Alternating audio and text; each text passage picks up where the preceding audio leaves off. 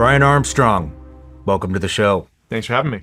Oh, my pleasure. I've been looking forward to talking to you for quite some time, so thank you for making the trip.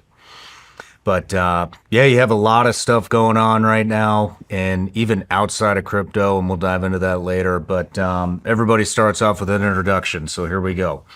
Brian Armstrong, co-founder and CEO of Coinbase, the world's leading cryptocurrency exchange. A Rice University alumnus with degrees in computer science and economics, whose engineering background at Airbnb and early startup experience laid the foundation for revolutionizing finance. Visionary entrepreneur who transformed a passion for Bitcoin into a publicly traded company that's now part of the S&P 500, driving economic freedom through blockchain technology. An advocate for free market capitalism and crypto's role in fixing broken financial systems, founder of innovative ventures beyond crypto like New Limit, which aims to extend human health span through epigenetic research, and Research Hub, a platform for open scientific collaboration. And I just wanted to rattle off a couple of stats here. When we were researching you, we found some stats about crypto, and so just 9% of Americans are satisfied with the current financial system. 38% of young people say crypto can increase economic opportunities, and crypto prices are up 90% year to date. There you go. It's pretty interesting statistics there. So, all right, couple things before we get going here. So, everybody gets a gift. Mm-hmm. So I got you a couple gifts. Okay. Here's the first one. Those are Vigilance Elite gummy bears. All right. Legal in all 50 states. Not that you have to worry about that in California. But, Yeah. but it's just candy. So Okay. No CBD. no, THC. nothing. Great. Just Thank red you. dye and sugar, baby. That's it. Thank you. You're welcome. And found out that you are a firearms enthusiast. So got you a gift All right. to add to the collection. All right. So that's, you've heard of SIG, right? Yep. SIG Sauer. So I got a friend over there. His name's Jason. Huge crypto guy. Okay. Told him you were coming on, and he got all excited, wanted me to give this to you. So Wow. Okay. So that is the Sig Sauer P226 Legion. I think that's the top handgun that they have right now. Yeah. And so just a little background on that. You know, we were kind of talking about my SEAL career and some firearm stuff at breakfast. Yep.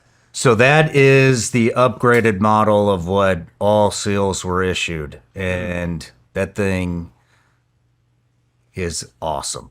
I think you'll really, really like that. All metal. They don't make guns all metal anymore. Not very many of them. And it's just a well-produced, Thank you. engineered machine. You're welcome. All right. You like it? I like it. I mean, it's California. Do we have to go to some federal firearms? We'll handle all that stuff The for transfer part? Okay. you. We'll handle that stuff for you.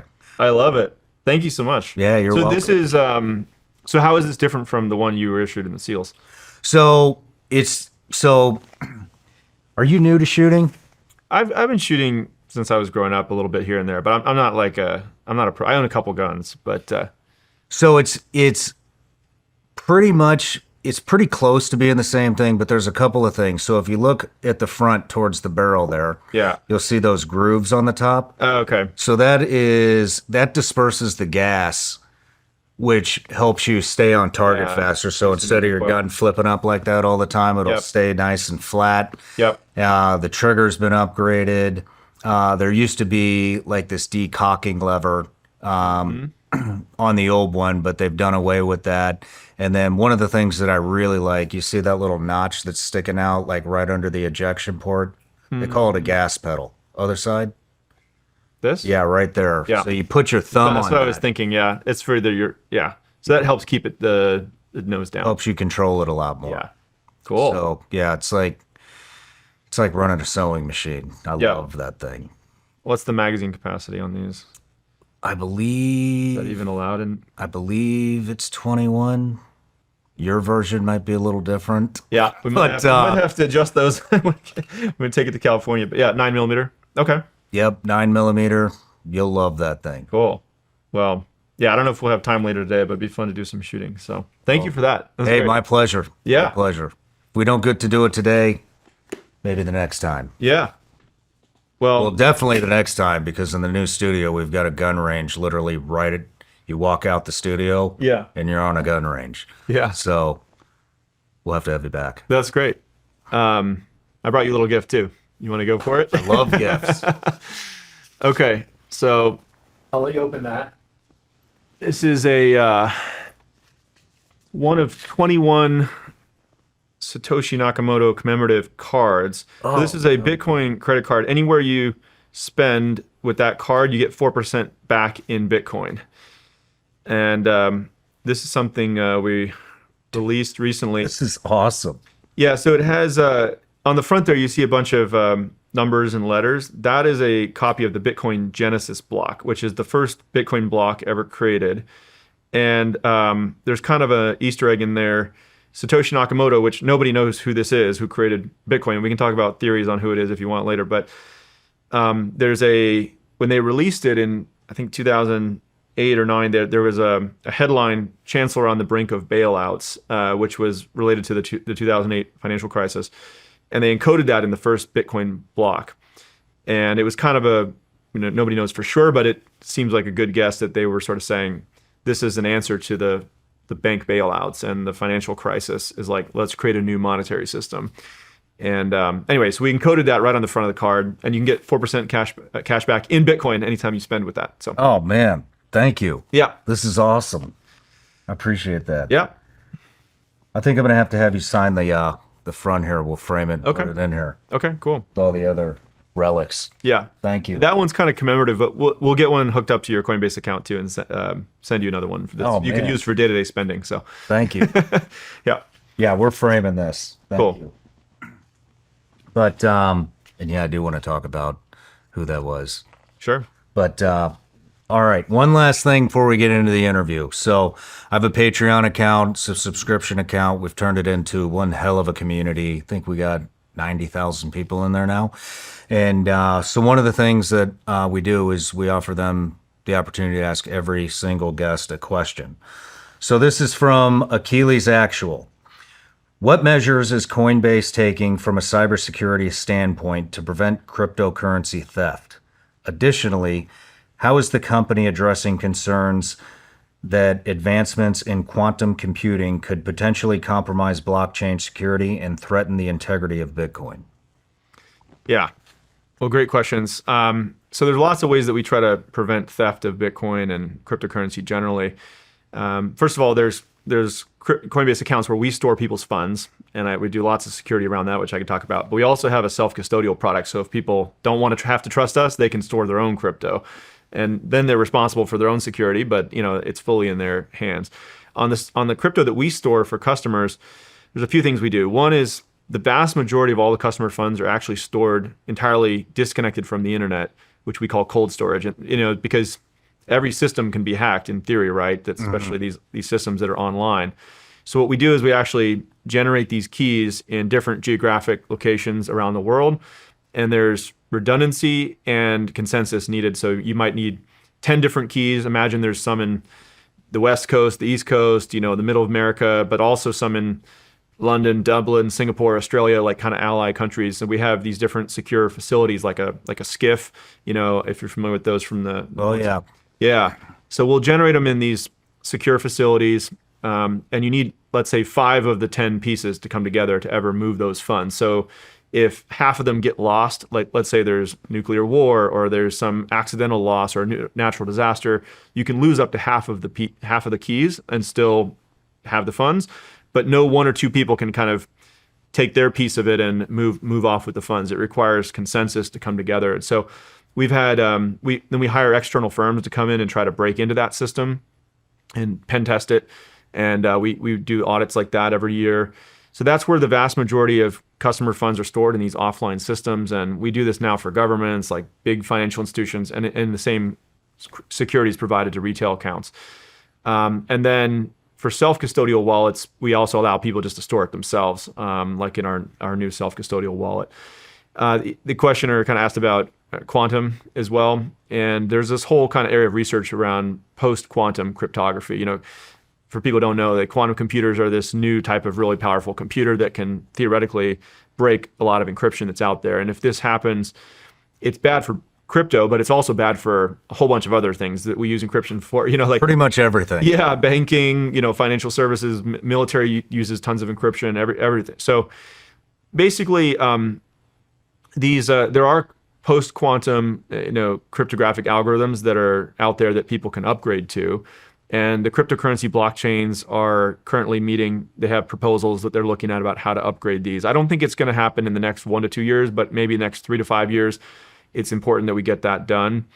The US government, by the way, they publish standards on this through an organization called NIST. I forget the exact what it stands for, but there's the government has a role here to play to help industry update to these common post-quantum cryptography or PQC type standards. So Coinbase is, if you're storing your money with Coinbase, we're going to help you make sure that it's quantum resistant as these computers come online.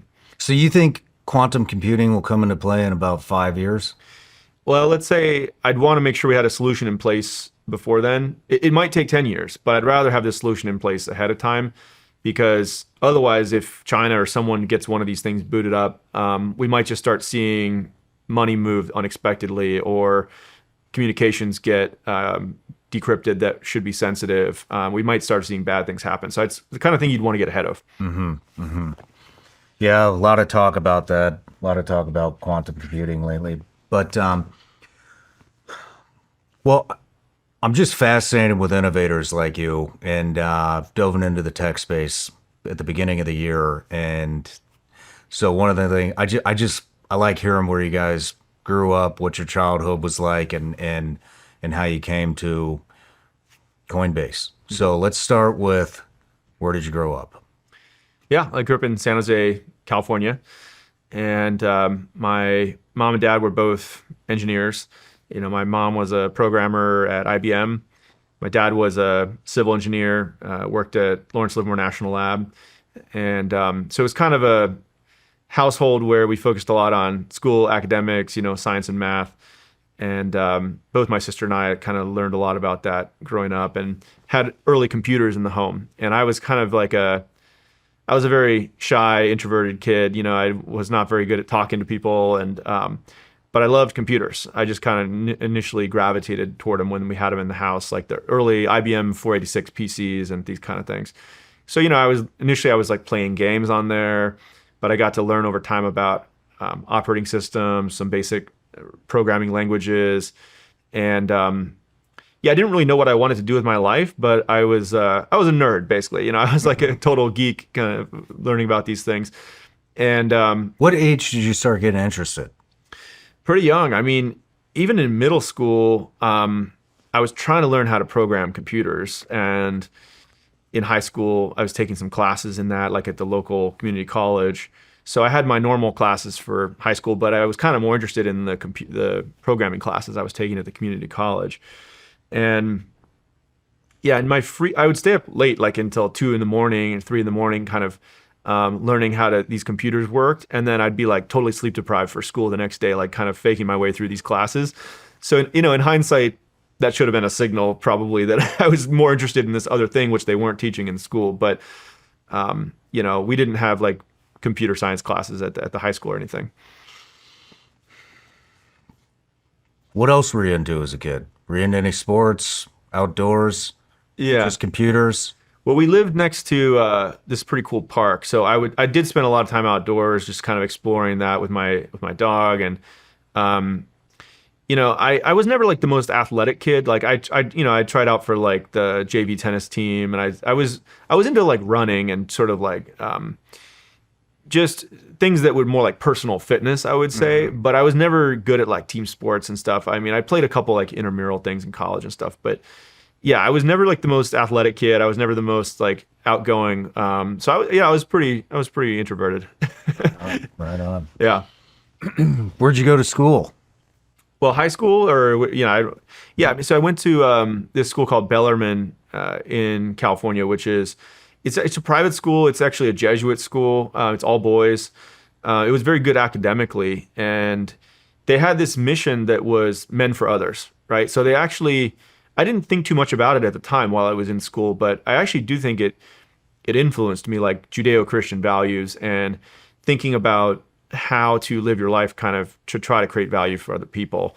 At the time when I was there, we would have mandatory kind of like volunteer service and different things like that. But as I've gotten older in life, I like building things that try to advance the world, be useful, like how to use technology to create better lives for people. And creating companies is kind of my way of doing that, right? Of trying to create value in the world. And so I do think a Jesuit education kind of had a big impact on me in a strange way. Where do you go from there? Well, I applied to a number of different schools. I really wanted to get out of California because I don't know, I was really craving like independence, autonomy. I'd been living at home with my parents, like a lot of young men probably. I was like, I want to get out of here and just become my own man, right? It was a little too sheltered. And so I applied to like some East Coast schools, and I didn't get into like MIT or Harvard or anything like. So I did apply to Rice University in Texas, which had a good engineering program. I applied to like Berkeley, and I got in there. But I went and visited a couple of these schools, and I just really liked Rice University. I had like a great experience in their kind of. They have like a week you can go by there to sort of test it out. So I ended up choosing Rice University, a really good engineering program, and learning about economics as well in that setting was really interesting too. I mean, I remember like the first day of Econ 101 kind of in your freshman year, and the professor said, I think the very first line he said was, economics is the study of scarcity, right? Like there are finite resources in society, and so if you ever are saying, hey, we should have more teachers or more firefighters, you always kind of have to ask the question, well, at the expense of what, right? Because there is scarcity, right, of resources. Like, so if you want to have more of something, you have to have less of something. And they get into like supply and demand and how to housing work. And so that was like a really interesting foundation for me. And then I combined it with computer science, which was really foundational, just helping me understand how technology and computers work. And so I had no idea what I was going to do with my life at that time. But of course, in hindsight now, economics and computer science, like crypto was kind of the perfect intersection of that. Interesting. So I know you went to Argentina. Was that to study? That was after college. And again, it was me sort of, I think I was just seeking adventure. I'd never like been in the military. I'd never been in like a frat. I don't know. I always felt like I was a little too sheltered. And so after college, I had tried starting this company in the tutoring education space, and it wasn't going that well. And I was like, I felt like I just needed to go abroad and like try living in a bunch of different countries and put myself out of my comfort zone. So I went to Buenos Aires, Argentina, almost like the first stop, and I was going to do like a month in every city and a major city in South America for like a year. But once I was like kind of more set up and established in Buenos Aires, I was like, I don't know, it became like a home base. I didn't want to move every month. It was just too much work. So I spent about a year living there. And did you like it down there? Yeah, I mean, so in some ways it was like quite lonely actually. Like I didn't really know anybody. I barely spoke the language. I was trying to learn Spanish. There was a bunch of expats, and so you get to meet some interesting people, but I didn't really have that big of a friend group. So it was kind of lonely for like 6 months, but I eventually did start to build a bit of a community.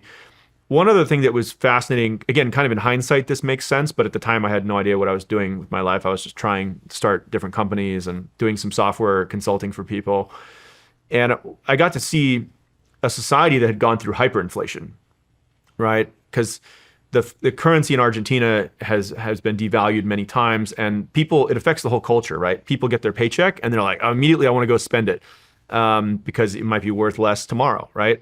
Or I remember like they had these buses that would go around Buenos Aires, and it would take like you'd put coins in there to like get on the bus, but the currency had been devalued so much people had to bring like two handfuls of coins or something to get on there. So coins actually became kind of scarce in society. People would hoard them. it also just, it really destroyed, I think, the culture. Like the people there, they're not optimistic about the future. They actually kind of revere the past, right? I think in America, we generally have more optimism about the future, even though people here say like they get down on it sometimes with polarization, whatever, but it's still more than most places in the world. We're optimistic about the future. In Argentina, I think people feel like, hey, it could all be gone tomorrow. And so just like live every day like it's your last, have good food, good wine, good family, conversations, relationships. And that's fine too. But there's an inherent pessimism about like, just kind of keep your head down. Don't try anything too crazy because, the government might just come in and take all your stuff. So that was something I had never seen really growing up in the United States. And again, when I read the Bitcoin white paper years later, that piece clicked there for me. I was like, oh my gosh, there's people in the world who don't have access to any kind of sound money that really stores value. It can be abused and manipulated by the government. And that's actually the default in most countries of the world. Like the United States historically has been a real exception to that. And people who've only spent time in the United States, I think sometimes they didn't really get crypto early on because like, well, what problem is this solving? The dollar works fine. And the dollar has its own challenges, and with inflation now, and there's high fees and all kinds of broken things about our financial system, but the rest of the world is way, way worse, right? So that was something that when I saw Bitcoin, I was like, okay, this could solve a real problem for a lot of people. I mean, what was in the white papers that you read that got you all fired up about it? Yeah, so the Bitcoin white paper is a pretty fascinating document. It's pretty complicated and it's kind of dense for anybody who's not read it. And I read it in, I think, December of 2010. I just happened to see it on this website called Hacker News, which like people just put out technical content. And it was describing how the world could have a currency that was decentralized. No country controlled it. No company controlled it. But it could be provably scarce, kind of like gold, where you couldn't just make more of it out of thin air. And you and I could have a peer-to-peer transaction with no intermediary in the middle, like a bank or credit card company or someone taking fees or being able to deplatform or debank one of us, or, and so if you could have a peer-to-peer cash system that was trusted because there was no government or kind of company that could go in there and manipulate it, I was immediately captivated by that. Like I had been reading like a lot of like Ayn Rand and some of these economists like Milton Friedman, these kind of free market guys and libertarian stuff. And the idea like really appealed to me, having seen how Argentina, like these people's lives had been destroyed by high inflation. I was working at Airbnb at that time, seeing how they were trying to move money to 190 countries all over the world. And it was completely broken and slow and high fees and delays. And so I read that Bitcoin white paper and I was like, that's a crazy idea. That's kind of like the internet or something. Mm-hmm. How do we have a global decentralized network for sharing information? The internet kicked that whole thing off. This was describing something kind of like the internet, but for moving value and money and all types of assets, and kind of like an internet of money or something. And so I just kind of couldn't stop thinking about it for like 6 months. I kept reading more and more, trying to get my hands on any kind of information I could find. And then I started going to these early Bitcoin meetups that were happening in San Francisco, which was a crazy experience of its own. Because the people who would show up to these things in 2010 were like, some of them were like anarchists. Some of them were like computer science PhDs. Some of them were just like homeless people coming in for free beer and stuff like that. It was a real motley crew of early people. But I couldn't stop thinking about it for 6 months. And that's what made me start to work on this prototype, like nights and weekends, of what would eventually become Coinbase. Interesting. I mean, who is Satoshi Nakamoto? Who is it? Yeah. So nobody knows for sure. And I wouldn't claim to know for sure. But I think there's a couple good theories out there.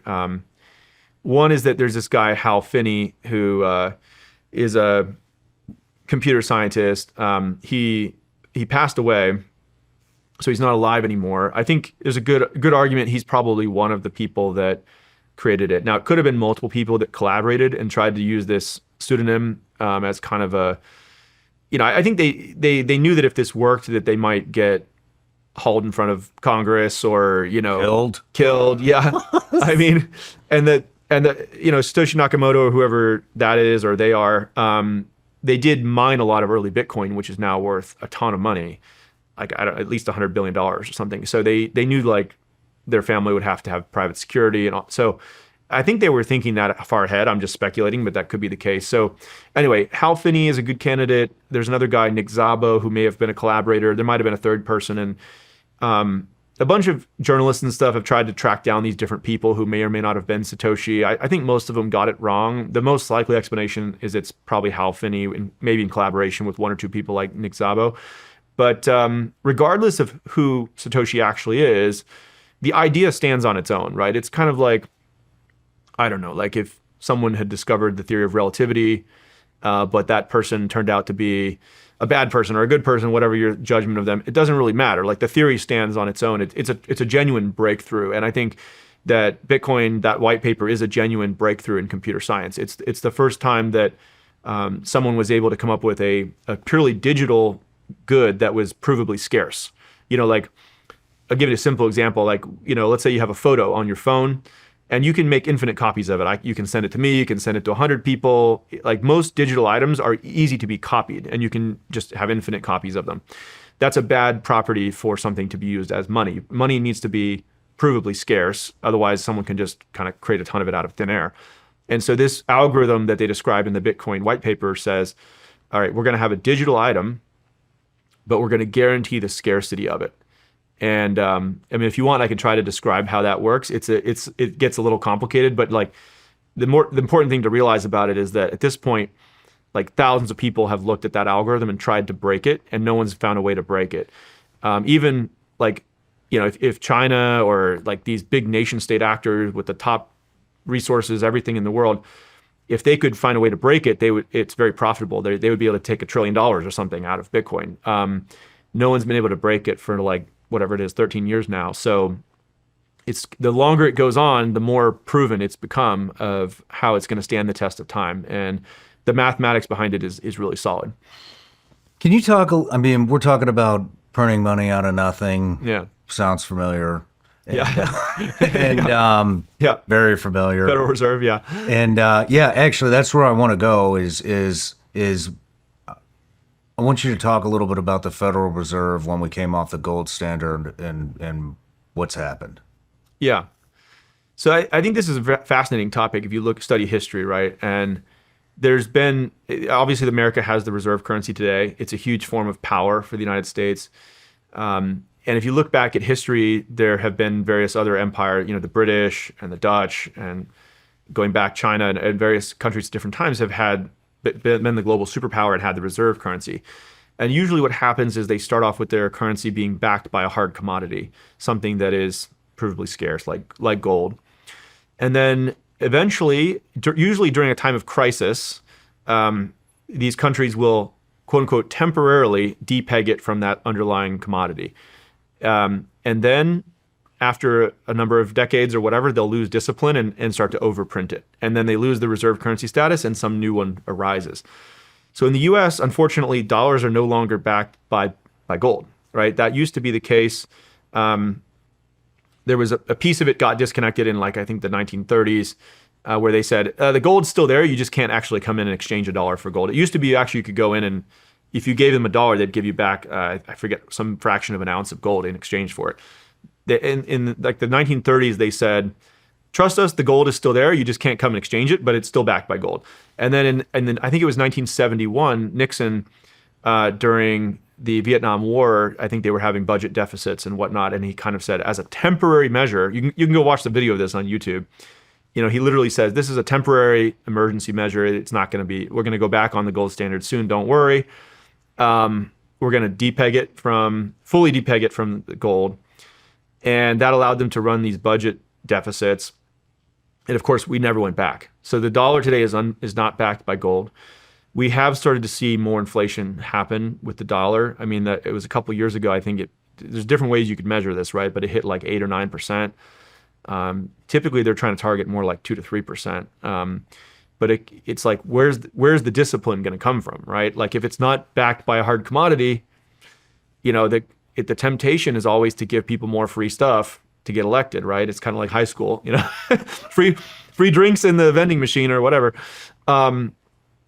So if the dollar continues to lose discipline like that, then the US could lose the reserve currency status. And, I think it's more likely people actually flee to Bitcoin, gold, or real estate, these things which are provably scarce. Like they're not making any more real estate in the world. They're not making any more gold. They're not making any more Bitcoin. So that's the kind of assets that people want to go own if they're in this environment of high inflation where people are just printing more money. And that's, I think, why we're seeing all-time high prices of Bitcoin right now. This show is sponsored by BetterHelp. Work can be a stressful place. All those emails piling up, back-to-back meetings, and that constant pressure to keep up. Summer might be the perfect time to pause and take small steps toward improving your own wellness. With over 30,000 therapists and more than 5 million people served globally, it's incredibly easy to fit into your schedule. You can meet with a licensed therapist right from your phone and even switch therapists at any time. With an App Store rating of 4.9 out of 5 from over 1.7 million reviews, it's clear it's helping a lot of people. As the largest online therapy provider in the world, BetterHelp can provide access to mental health professionals with a diverse variety of expertise. Our listeners get 10% off their first month at betterhelp.com/SRS. That's BETTERHELP.com/SRS. The news just doesn't stop. Between the national debt and the economic uncertainty, it's hard to know what to do. But if you look above the noise, you'll see many high net worth individuals and central banks are stockpiling gold. In fact, gold has broken another record, climbing past $3,500 an ounce. I still remember when it was under $2,000 an ounce just a while ago. It's clear, too, that now is the time to learn more about how gold and silver can help you. So reach out to my partners over at Goldco. They're a great award-winning company I trust, and they've got over 7,000 five-star reviews, so you know you're working with the best in the industry. Visit ShawnLikesGold.com to get a free 2025 gold and silver kit, and you'll also learn about their unlimited bonus silver offer if you qualify. It's a great way to get started. Go to ShawnLikesGold.com. That's ShawnLikesGold.com. Performance may vary. You should always consult with your financial and tax professional. Have we lost all discipline? It's kind of like a big question, right? Is America in decline? I mean, trust in our institutions is at all-time lows if you look at the polls. I do think that the future is not guaranteed, right? There are moments in history where you have a great leader come in and change the course of history, right? So, around crypto and things like that, like President Trump has done a lot of good stuff. We can get into this whenever you want, but I mean, there was a whole war being waged on crypto in the last administration, which we had to fight back against to protect. Yeah, get into it. Let's get into that. Yeah, but I'm just trying to think about your broader. It's a big one. Like, I mean, I hope America is not in decline, right? America is such a unique thing historically, to have a land where you actually have these freedoms and democracy and whatnot. Like, it would be a damn shame, right? If America starts to fall, who's going to take up the mantle, right? Like, I don't think China is aligned with our values on that economically or in other ways.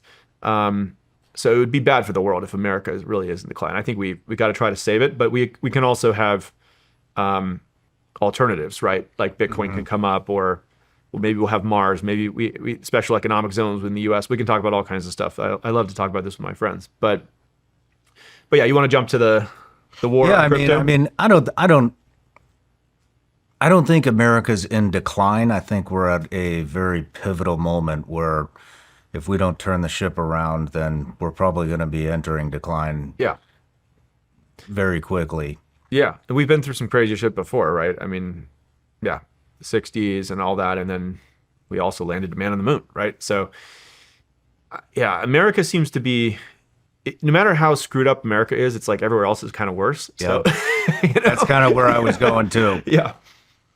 I mean, we have the best innovators in the world. I'm sure you're going to relate to this, but I mean, like I said, I've dove into the tech space and I've talked to a lot of innovators. And the one thing I will say, man, is that all of them are really fired up about the current administration and getting rid of some of the bureaucracy. Everybody in power and AI and everything. Yeah. Everybody seems to be gung ho about this administration kind of gutting the bureaucracy a little bit and letting the innovators innovate and change the world.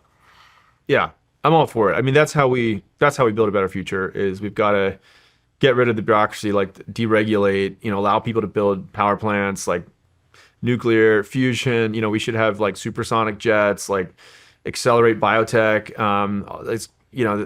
It takes like 10 years and $2 billion to get a drug to market now. So it's like every year you wait, people are dying, right? So the mentality of if you overregulate, you can kind of be so safety oriented, but then you just freeze in time, right? Like air travel is pretty safe. Used to be. Yeah, that's true. Some gaps in that maybe recently, but overall it's pretty safe. But like the jets literally look the same as they did in the '60s, and none of them can fly faster than 600 miles an hour. So that's not what America's strength is about. Like, is freedom, free markets, small government. In my view, like the government really should just be there to kind of run the military, protect from foreign invaders, run the police, protect, enforce the laws at home, and run the courts and like adjudicate disputes. And I think pretty much everything else, like the private market, would better solve those issues, right? And education, healthcare, like go on down the list. And you should, it's a philosophy of more like personal responsibility and like there are non-government solutions to things in society, right? Like private charities, churches, like the family unit, like these kind of things can create that structure and safety net in society. The government doesn't have incentives aligned to create good outcomes typically because there's no competition. Competition breeds excellence. And if the government is the only game in town, it just deteriorates over time. So the incentives aren't aligned for the government to do good things. They should be small, focused on what they have to do, the monopoly on violence, and then let the free market cook. And I think that would be a stronger America. Me too. Me too. So what's the war on crypto? I'm not. Yeah. I can't say I'm not a crypto guy because I buy it, even though I don't understand. I don't understand it nearly to your level. But why would there be a war on crypto? Yeah. Well, crypto is a threat to some people in power, right? In particular, like in this last administration, Elizabeth Warren and Gary Gensler, I would say, were the biggest architects of this war on crypto. And, Elizabeth Warren is a socialist. She basically thinks the government should run all financial services. And she likes to apply pressure to the big banks that are kind of under the purview of these financial regulators to get stuff done that she can't get done through Congress because the American people don't want it. So as an example, she put a lot of pressure on JP Morgan to say, don't give loans to oil and gas companies or to gun companies. And so she has these kind of political motivations, and because she can't get them passed through Congress because the American people don't want that, she'll kind of in an extrajudicial kind of way appoint these financial service regulators, and those regulators will go into the bank and say, hey, it would be a real shame if you were to do this. They have a lot of soft power. They can say, hey, we're going to come in and audit you once a month instead of once a year and ask you to produce thousands of pages of documentation. And, if you upset your regulator, you can be in the penalty box for years and years, right? So this kind of soft power, we called it like Operation Choke Point 2.0. They'd go into the banks and try to debank people that they didn't like for their political reasons. And so crypto comes along totally outside the power structure that they've been able to infiltrate. And it allows people to kind of do financial transactions without the risk of being shut off by your bank. And so she hates crypto. And it's like, it's pure hypocrisy too, because she's always kind of out there saying, well, we're here about consumer protection. I'm trying to protect the little guy. And the minute, like some legislation gets proposed for crypto that would protect the little guy, she'll fight against it like tooth and nail. So anyway, long story short, she appointed this guy, Gary Gensler, to be the SEC chair as the head of the Securities and Exchange Commission. And he's like a powerful financial services regulator. And what members of Congress told me was that she made a deal with him. He really wanted to be Treasury Secretary, but she said, hey, look, in the first term of the Biden administration, do the SEC chair role, go hard on crypto, try to really tamp down on this stuff. And if you do a good job, I'll try to make you Treasury Secretary in the second Biden term. And so he really wanted this job to be Treasury Secretary. So he's a smart guy, by the way. If you go back and look at his talks before he became the SEC chair, he was teaching these classes at MIT about how great crypto was and how it's such a powerful technology to update the financial system and all this. Are you serious? Yeah. So he totally flopped. He totally flip-flopped. Yeah, I think just for a job. I think these guys, like, they're mentally willing to, change their values and what they will do it's basically for personal advancement, right? To get the job he wants. And so, he went in there and started creating all this lawfare essentially against crypto companies. And, like for us, we had gone public in 2021. As part of becoming a public company, you have to disclose all this information to the SEC. They send you like a bunch of comment letters back and forth. Like they sort of turn over every stone. They understand everything about your company. And they allowed us to become a public company at that time. In 2021, they said, okay, great, you're good. The public consumers can own your stock and you're good, kosher. And then a few years later, after this pressure from Elizabeth Warren, he decided, you know what, actually, we don't like all this stuff. And they started sending us these really nasty letters like, hey, we have deep concerns about all these things you're doing that they had just allowed us to become a public company doing. And so our lawyers, we went in, we met with them probably at the SEC like 30 times over a period of a year or two. And we just tried to be helpful and answer all their questions. And, and we would ask them, sometimes we would ask the regulator should be giving you a clear rule book, right? Like, here are the rules you have to follow, and then we follow them, and that's how it should work, right? They wouldn't give us any rules to follow. And our lawyers, I remember we would ask them in these meetings like, well, here's how we think about it. We read the law, and here's the program we designed in compliance with the law. Do you have any feedback for us? And they'd say, we're not going to give you legal advice. And we'd say, okay, well, are we doing anything wrong? And they're like, we're not going to give you legal advice. And then after 30 meetings, they hit us with a lawsuit claiming we had violated all of these laws.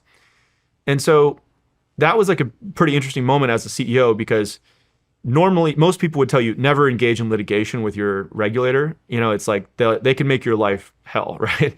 And I made a decision at that point. I was like, we got to fight this, because I was like, show me in the law where did we violate any rule? They couldn't point to anything, but they said, you have to stop all this activity that you're doing. And I kind of felt like if we just complied with that, it would not only hurt our business, it would actually kill the entire crypto industry in America.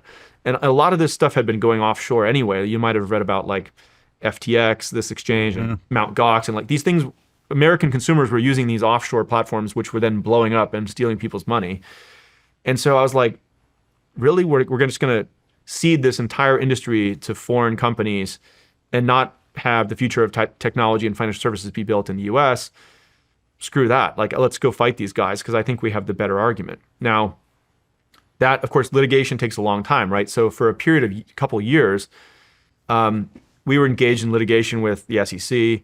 It had a massive depression on our stock price because a lot of public market investors will just be, oh, you're suing the SEC? Oof, this is too risky. I'm not going to go near that stock. And they kind of played dirty, like they pressured these different companies not to work with us, and what companies? Like we were trying to close deals with big banks and to get money movement onto our platform, and the SEC would go meet with them and tell them, hey, that company Coinbase is under investigation. Like we don't think you should work with them. Wait, are you talking like when I go into Coinbase and I want to put in money from my bank account? Is that what they were trying to stop? Linking bank accounts to Coinbase? I mean, to be honest, I was worried about getting like personal criminal charges because some people I talked to, like my lawyers and stuff, they said, this is a civil lawsuit where they think maybe the company had some technical violation, but they're like, it's not unheard of where they actually would put personal criminal charges on you, even if they're totally bogus, just to try to pressure you to settle. the other case, right? And so, I was prepared for that to happen if it was going to go there, but luckily it didn't. And these guys basically once the Trump administration came in and they appointed a new SEC chair, he looked at these cases and he just threw them all out. Like he just was like, this is ridiculous. And so that case got, luckily this year, I think it just got totally withdrawn. We didn't pay a single dollar in penalties. We didn't have to change a single thing about our business. It was like pure lawfare. They were just like harassing us with these bogus lawsuits to try to kill the industry. And a lot of luckily we had deep enough pockets where we could pay these lawyers. We probably spent like $50, $100 million on lawyer fees. We had the money to do it, but a lot of startups died because of this in the United States. I know a lot of founders who their companies just shut down because they couldn't deal with the legal costs of the SEC suing them. So it was pretty messed up. I mean, I got to commend you here. That takes some serious balls to go after the SEC. Yeah. I mean, people told me I was crazy to do it, but I mean, I'm so glad we did because the crypto industry might not exist in the United States if we had caved on that. Yeah. And we did it at great personal cost as well. Wow. And that took how many years? It took about, I think, 2 or 2.5 years to resolve. And yeah, it was like $50 or $100 million in direct legal fees. But then, yeah, our stock price was down in the gutter too for a long time. So yeah, it was a huge setback for America. And I sort of joked with some people that, after being SEC chair, Gary Gensler should go run the economic development board for like the UAE or the Bahamas or something, because he literally he grew their economies enormously because a lot of the crypto businesses moved offshore outside the United States and set up shop there. And he created all these jobs offshore, anyway. Well, it turned into a huge win. So yeah, at least in my eyes. I mean, the positive of it is that we learned how to become very politically engaged as an industry. I mean, I was sort of telling you at breakfast, right? Like I naively coming into starting a company, I kind of thought, and I was always kind of apolitical, and I was like, I didn't really want to engage in government stuff. And I was just like, all right, well, if we just follow the law, we don't have to deal with DC and a bunch of policy stuff, right? But it turns out, even if you're not interested in politics, politics is interested in you, and occasionally they'll come try to unlawfully kill your whole company. So then we realized, I give Mark Andreessen and some of these guys on our board a lot of credit for this, but they were like, we have to help our customers and develop political power. Like we had tens of millions of customers in the United States. And we're like, how do we organize these people? These are voters, right? And so we actually we created this grassroots campaign called standwithcrypto.org, and it was a 501c4. We got about 2 million Americans in this last election to raise their hand and said they want to elect pro-crypto candidates. And we created like scorecards for all the different members of Congress and everything. And so about 2 million of those voters showed up in this last election, and we now have the most pro-crypto Congress ever. So that was something where I had never really engaged politically before, but there has to be real consequences, right? Like if you have a member of Congress who's out there trying to kill crypto, and that's not what the American people want, they got to lose their job for the rest. Somebody in DC to wake up and, oh my gosh, this is a risk politically for me to be against this thing. So that's exactly what we did in this last election, and I think it had a big impact. So, I mean, you set up. Correct me if I'm wrong, but you set up a fund. You've got is it $140 million set aside for pro crypto candidates? Yeah, that's doesn't matter what side they lean. Yeah, that's the goal. It's bipartisan. That's a PAC that we were involved in along with a bunch of other people in the industry called Fair Shake. So yeah, it's got a bunch of money, and they're helping elect pro crypto candidates. Yeah. How's that? I mean, have you got anybody unseated in the Senate or in Congress for going against crypto? Yeah. So the most notable one was that in this last election in November, Sherrod Brown was the sitting member. He was chairing of the Senate Banking Committee, and he was super anti-crypto. I flew to DC probably like 3 or 4 times trying to meet with this guy. He would never take a meeting with me. We flew in a bunch of entrepreneurs from his state, Ohio, like crypto and blockchain entrepreneurs. This was during an election year. And I was like, hey, maybe if he won't meet with me, he'll meet with people from his state trying to build businesses, right? He refused to meet with them, didn't show up. And he was just blocking every time we were saying, look, the SEC and Elizabeth Warren are trying to kill our whole industry unlawfully. Like, can we talk about getting some real legislation passed that would protect consumers and allow the industry to be built here? He would never meet, right? And he'd block every attempt at legislation. So he was up by about 11% in going into the polls going into November. Sitting member of Congress, like very senior member of Congress. And there was a guy running against him, Bernie Moreno. And we in the crypto community decided to like back this guy, Bernie Moreno. And he went from being down by 11 points to winning the election. I can't remember by how much, but that was a huge upset. That sent like shockwaves through DC, where people are like, oh my gosh, like Sherrod Brown, the sitting senator, like got kicked out because of the crypto industry.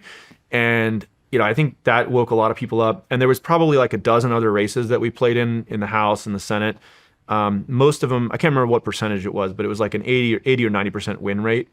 Yeah. And so Congratulations. people realized in DC, there's no constituency that wants to vote. If you're anti-crypto, nobody really cares. But if you're pro-crypto, you can get a lot of votes. Like the American people want this. So it's just bad politics to be anti-crypto. Have you had anybody that told you that they would be pro-crypto and then flipped? We've had some people that were a little wishy-washy. Yeah, like there was a couple of people, we called it like a foxhole conversion. Like right before the election, they'd suddenly be saying a lot of pro-crypto stuff, but they had been saying anti-crypto stuff previously. And then, Maxine Waters is like a very interesting person. I spent a bunch of time with her trying to like get her educated on this, and she was always like really nice to me, to my face. And then we donated money to her and all this stuff, which was probably a terrible mistake. But yeah, when this crypto bill came up, there's been a couple of them. One of them just got passed into law. She would like go out on the House floor and talk about like how terrible Coinbase is as a company. And I was like, damn, Maxine, I spent all this time like with you. You were so nice to my face. And suddenly she's like, yeah, she flipped. Yeah, I don't think she's not gonna be pro crypto. I mean, how do you educate congressmen, senators, anybody, appointees, anybody in government, especially, I mean, we're dealing with a lot of dinosaurs up there. Yeah. You got, we have people stroking out on camera. We have people dying in office. We have people with dementia. Like, how do you, because I don't even understand it fully. And I mean, I just interviewed Charles Hoskinson. Yeah. Awesome human. But I still don't get it 100%. And so Yeah. if I don't get it, how do you get it to somebody that's a dinosaur in government? I mean, how do you educate them? Yeah, well, this is definitely a bit of a generational issue. Like a lot of times I'll meet members of Congress that are like over 70, and they don't really get exactly, but all their staff have the Coinbase app, or their kids have the Coinbase app. And it's okay. Like if I was in their shoes, they're like a mile wide, inch deep, right? They need to know a little bit about everything. Mm-hmm. School choice and healthcare and supersonic jets. And, so they're constantly to have a stream of people coming into their office every day, trying to tell them about their local thing that they care a lot about. So I get it why they're not like experts in everything. I don't think I could be either. And so they have to rely a little bit on their staff and a little bit on just good general principles. Like, do we think the government should be building more stuff, or like the free market, right? Or there's various principles like that you could fall back on.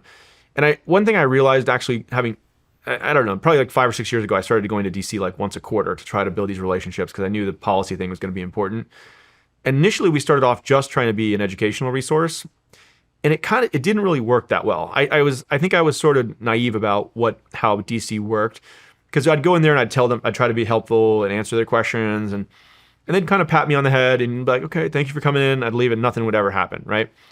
And it wasn't until we actually got like political power, like organized the millions of Americans who are using crypto, like with real votes that could get someone elected or have them lose an election. And it wasn't until I think the political power is what really woke them up and like, hey, we need to get this done. Because a lot of these folks in Congress, like not to be too cynical about it, I think a lot of them are like really hardworking Americans that want to do something good. But a lot of them are also, they're just trying to stay in power, And like to stay in power, you have a finite amount of things you can focus on at any given time. And so it's kind of like who has a bunch of votes, who has a bunch of money. You got to kind of focus on that and you kind of want to be for the thing that's going to happen.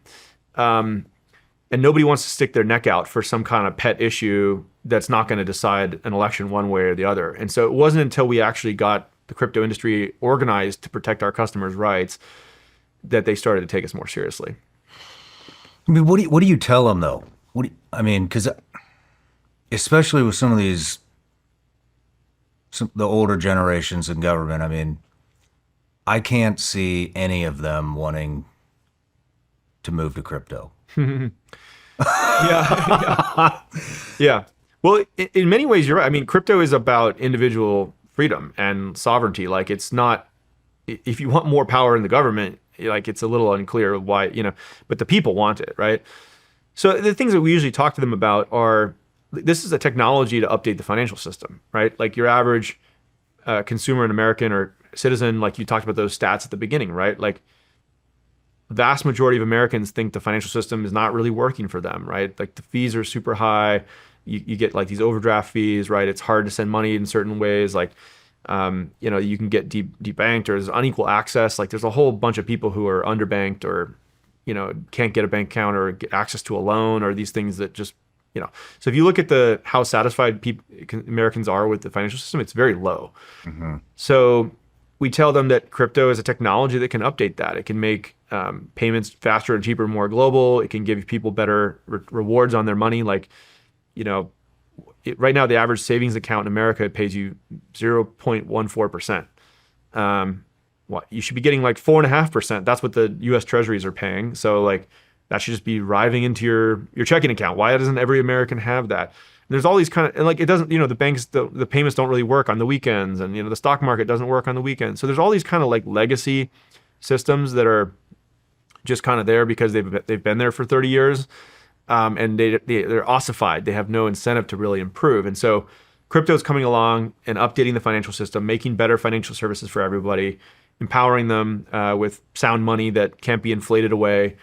And it can do it for everybody in the world with just a smartphone, right? Mm-hmm. Connect them into this global economy. So that's appealing to many of them. We talk a lot about like the national security arguments, right? Especially for people on the right, how a digital dollar is essential to ensuring it maintains like its reserve currency status, how we want these industries to be built in America. Imagine if like the big internet companies were built overseas, mm-hmm. like that, Google and, Amazon and all these things, people have their quibbles with them, but like, I'd much rather those companies were built in America under the US system than to be built in China. We were all using a Chinese search engine, right? So if the internet companies had been built offshore, that would be a huge loss to America. Okay, let's make sure the crypto companies are built onshore as well. Once in a while, these things get away from us. Like, 5G or semiconductors now are all being made offshore. And it's a big issue in DC. Everyone's like, well, we can't be buying our 5G routers from Huawei, maybe the Chinese company, or the semiconductors are all made in Taiwan, and this is a huge national security risk. They're all scrambling and throwing $100 billion to try to bring these things back on shore. It's like, well, hey, let's just not lose it in the first place, Yeah.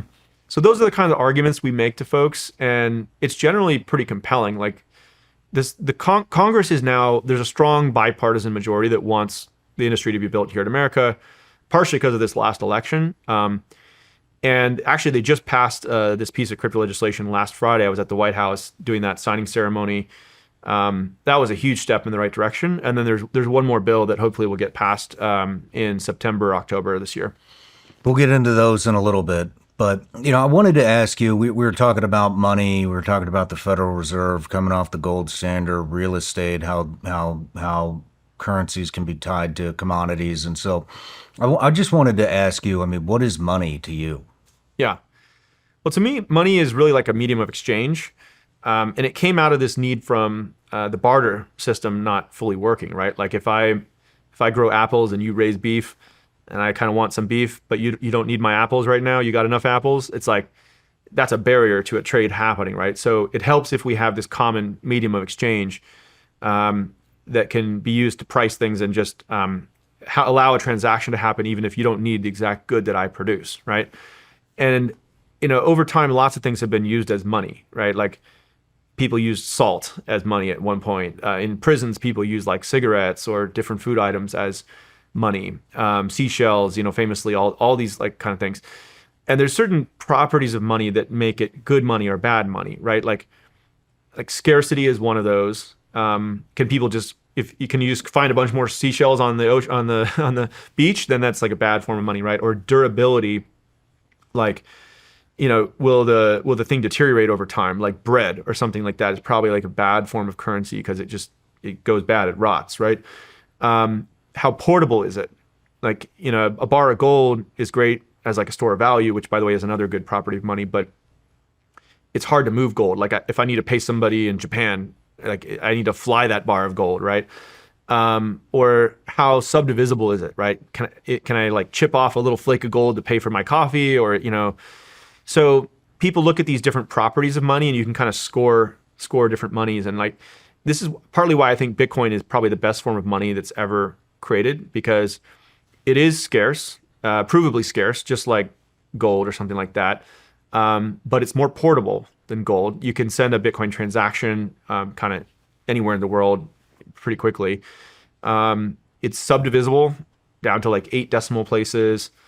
It's very durable. It's not going to go bad, and it's like it's fungible too. Like that if I have one Bitcoin, it's just as good as another Bitcoin, right? Like imagine if you had like different purities of metals and like, oh, is this one diluted a little bit, or like are they hiding some lead in there? So yeah, I think you could think of Bitcoin as like a digital gold, and it has some of the best properties of gold, but some of the ones that gold doesn't have too, like the portability and subdivisibility, the programmability too. A little, I would say you can use it in different set up different contracts with it and things like that. So that's kind of what money is to me. It's intended to be a medium of exchange, and I think crypto is really providing a better alternative on that dimension. I mean, the big argument, and I listen to a lot of people that I respect. One, Dave Ramsey. Are you familiar with Dave? Yeah, Ramsey? I think so. Yeah, he's a good friend of mine, and big finance guy. Does not like crypto, unless he's changed his mind in the last, I don't know, year. But, and he says it's backed by nothing. Mm-hmm. And so, that's kind of where I'm going is, yes, there's a limited amount of crypto. It's never going to go over, I can't remember how many coins. 21 million, yeah. 21 million coins. But what actually, like, why do people value it? Yeah. Well, he's right. I don't think it's necessarily backed by anything, but neither is the dollar. Mm-hmm. We talked about it's no longer backed by gold. Are Picasso paintings backed by anything? Not really. I mean, they're just paint on some canvas. There's not like an intrinsic value to it. People value gold or Picasso paintings or Bitcoin because they are scarce, and other people believe they have value. It really comes down to trust, right? And a lot of things contribute to trust, like the fact that Satoshi Nakamoto kind of put out this white paper and allowed anybody in the world to mine it. So it was kind of like a fair way to launch it into the world. That created a lot of trust. The fact that no government or anybody's been able to hack it or break the algorithm behind Bitcoin, that created a lot of trust. So do you think that the energy required to mine Bitcoin is possibly a backer? Yeah, I mean, so you could make an philosophical money argument to mine it. Yeah, your energy prices. Yeah. I think if you were to make an argument that it is backed by something, so there's a lot of energy and hashing, computing power that goes into verifying the network. So that makes it defensible against somebody trying to take it over. I think you could say what is the intrinsic value of it is another question people ask sometimes. And the value of it is that it allows you to instantly transfer value anywhere in the world on a decentralized ledger, right? So these are kind of philosophical arguments, though. Sometimes people get really wrapped around the axle of like, yeah, but it's not really backed by anything. And so, I don't know. I just like to kind of concede that point. I'm like, okay, let's just say that it's not backed by anything, but that's true of the dollar and Picasso paintings and all that. So to me, that's not like you can't like discount Bitcoin just because of that. If people trust it and believe it has value and it's provably scarce, that's all you need. What are some of the other coins out there that people transact in? Or is Bitcoin the primary? I know it's the primary one, but Yeah. you got all these other ones that have popped up, Cardano, Ethereum, Solana, XRP, Solana. I don't know how many there are. There's probably thousands. And then we saw the stuff with Doge, and Elon. Yeah. Doge, am I saying that right? Yeah. Dogecoin. And like, I think it was like early 2020. I was like buying just buying all kinds of shit that I had no idea what it does. Yeah. And you'd see these crazy spikes, both up and down. What are people using? What are the reasons people would hold some of these other coins? Yeah. So crypto is not just one thing, right? Like Bitcoin is digital gold, but there's other blockchains that are really trying to be like the payment layer, the utility layer for crypto. So that's kind of what Ethereum and Solana are doing. And actually, those are like, I would call those blockchains. There's like millions of coins built on top of these blockchains. So you could have, someone might be like, why would there be like millions of these things, right? And if you're thinking about it in terms of currency or money, you probably only need like one or two of those, right? But if you're thinking about it as, hey, this company might need to raise money, or this social media post, like this piece of artwork or content or podcast episode or whatever, that's how you're getting millions of these coins actually coming out. And so this is kind of where crypto is now on the frontier. Bitcoin's like digital gold. There's USDC, which is like a digital dollar. That's like people spending dollars digitally, faster and cheaper, more global. And now there's people, every social media post, whether it's like text or audio or video, that could be a coin. Or like, What do you mean by that? Well, like if you put out this episode, right? Today you have like sponsors on the podcast, right? And that's how you kind of have to monetize it, is like a certain number of eyeballs and you sell sponsorship. But what if people who love your podcast or on your Patreon or wherever, like maybe they want to own a copy of this episode, right? Or the next song that gets put out by some famous musician, right? People want to own a copy of that song. Like people are actually, they can buy directly from the creators in this new model for crypto. So it's actually, crypto started as like digital gold with Bitcoin. Then it started to update different kinds of financial services like payments, borrowing and lending, trading. And now what it's doing is it's actually updating the way these applications monetize on the internet. Like even things that aren't directly related to financial services, like podcasts or, video or audio. Like there's going to be a version of like YouTube, Spotify. Is this like NFTs? It's similar, yeah. So these things keep coming in waves, but the early version of it was NFTs, exactly, that were like pieces of artwork. But those were kind of like baseball cards or collectibles people would want to own that was like a picture of a funny penguin or something. This is more like every piece of content generated online can be its own coin and have its own market cap and people trading it.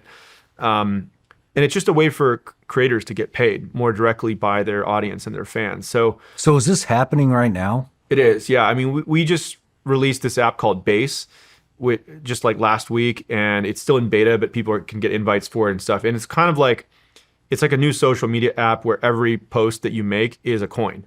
And, if I hope we get you on there at some point or whatever, but if you could put out your podcast episode and people could own it and it would just monetize directly without having to have advertising be the primary business model of the internet.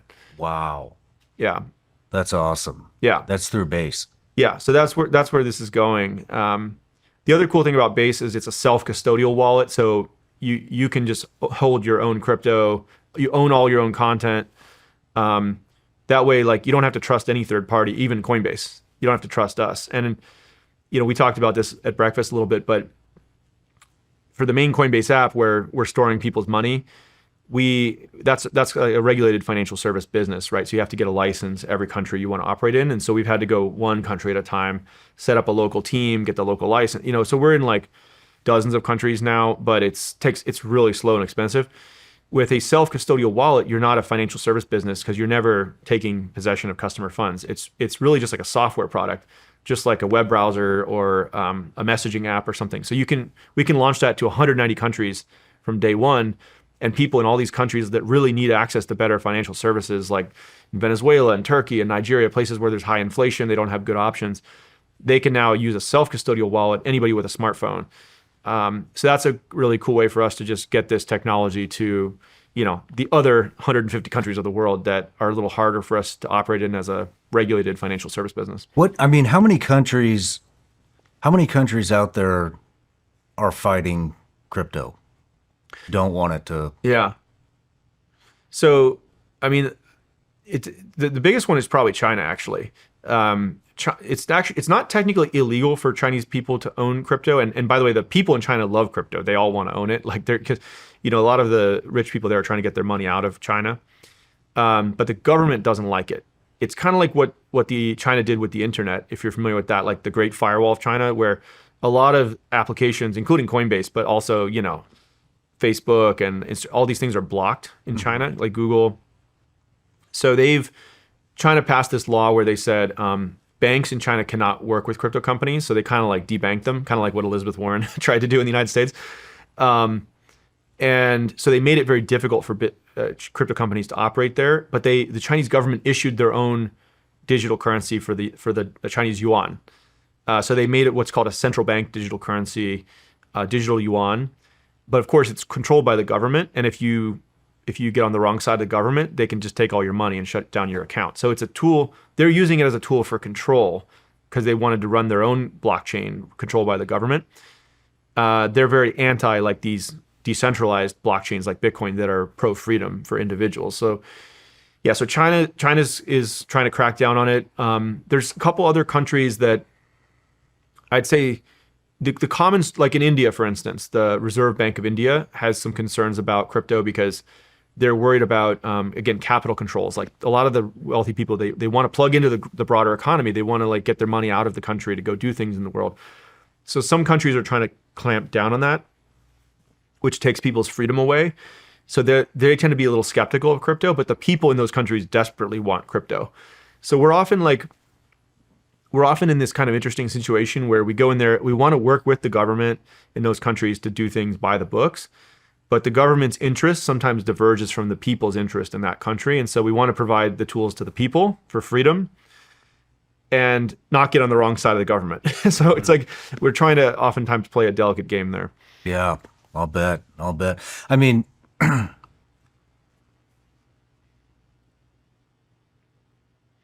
when we're talking about people exchanging, basically using crypto as a currency, how do they? I mean, the big thing for me is the volatility and all of it. You see these massive up and down swings.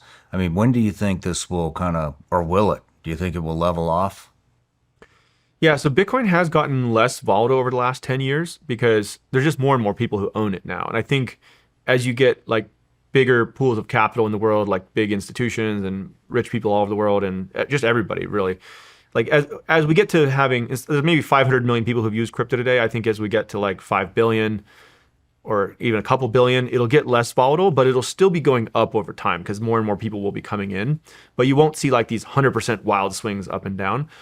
But this is why a lot of people are using Bitcoin more like a store of value, and then as a currency, like a medium of exchange, they're using things like USD coin or things which are less volatile. So again, it's like crypto kind of has, if you're going to update the entire financial system, you kind of need to reinvent everything. You need like a digital gold, you need a digital dollar, you need digital stocks, you need crypto is kind of reinventing all these pieces of the financial system and making them more fast, cheap, global, efficient. What do you think it will go to? Like the long-term implications of it? Or, yeah, I mean, well, from a market cap point of view, I think it's got like a long way to go, 10 or 100x. But I think the ultimate outcome of this is that governments stop controlling currency. Really, like we exist in this world today where there's like 190 countries or so. Some of them are pegged to the dollar, but there's maybe like 150 or so currencies. And each country has its own currency. That might sound like an obvious thing, but like imagine if every country had its own internet. Like that would be a terrible situation, right? Like somebody in Germany wants to listen to your podcast and like they have to pay an exchange fee because they're using different internets or something like that. Like that would be super inefficient, right? We should all be running on the same internet globally. Well, we should all be running on the same monetary system globally, but do it in a way that takes the power out of the hands of like a small group of bureaucrats that can manipulate the currency or whatever. It should be like a fair system that no one country or company controls. So I think that's kind of what we're seeing is the power to issue currency is being unbundled from the state, and it's returning that power into the hands of individuals and people who they can choose what they want to use. They don't have to use it just because they live in that country. And that's going to be a more fair and free society. It's going to be money that can't be inflated away. It's going to be every transaction you can do instantly, for a tiny amount instead of like 2 to 3% every time you swipe your credit card.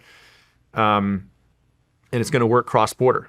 Like there's tons of people who are trying to send money to their family in another country, or they're trying to order goods from another country. Like the current financial system is this incredibly unfair tax on every transaction in the economy, and it kind of just slows down all progress. Mm-hmm. I'll give you an example. Would be like, you remember text messaging used to be like 30 cents? Yeah. Yeah. And, I think that at that time there was maybe like 1 billion messages a day sent by text message or something. But these applications like WhatsApp came out and Signal and, text messaging got cheaper. And now it's basically like with WhatsApp or Signal, it's free to send a message anywhere in the world, right? Instantly. Mm-hmm. There's now like, I think it's like a couple 100 billion messages sent per day, right? It's no longer 1 billion messages a day. It's like 200 billion messages sent per day because it's free and it's instant and it's global. And that's kind of what's going to start to happen with the economy and with money. There's so much friction today to move money that if we can bring the cost down, like under a cent, 1 cent, under 1 second anywhere in the world, you're just going to see like transactions in the economy will just flourish, and you'll see a lot more of them happening. So that's kind of what we're trying to do, is update the financial system with crypto, make it more efficient, more global, more fair, more free. Couple of questions just off what you were riffing on there. Who set up the USD stablecoin? So and originally there was a company called Circle in partnership with Coinbase, and we co-created it. And now they're the issuer of it, and we're a distributor of it. But there's a bunch of legal details behind it. But yeah, basically Circle is the issuer of USDC. Okay.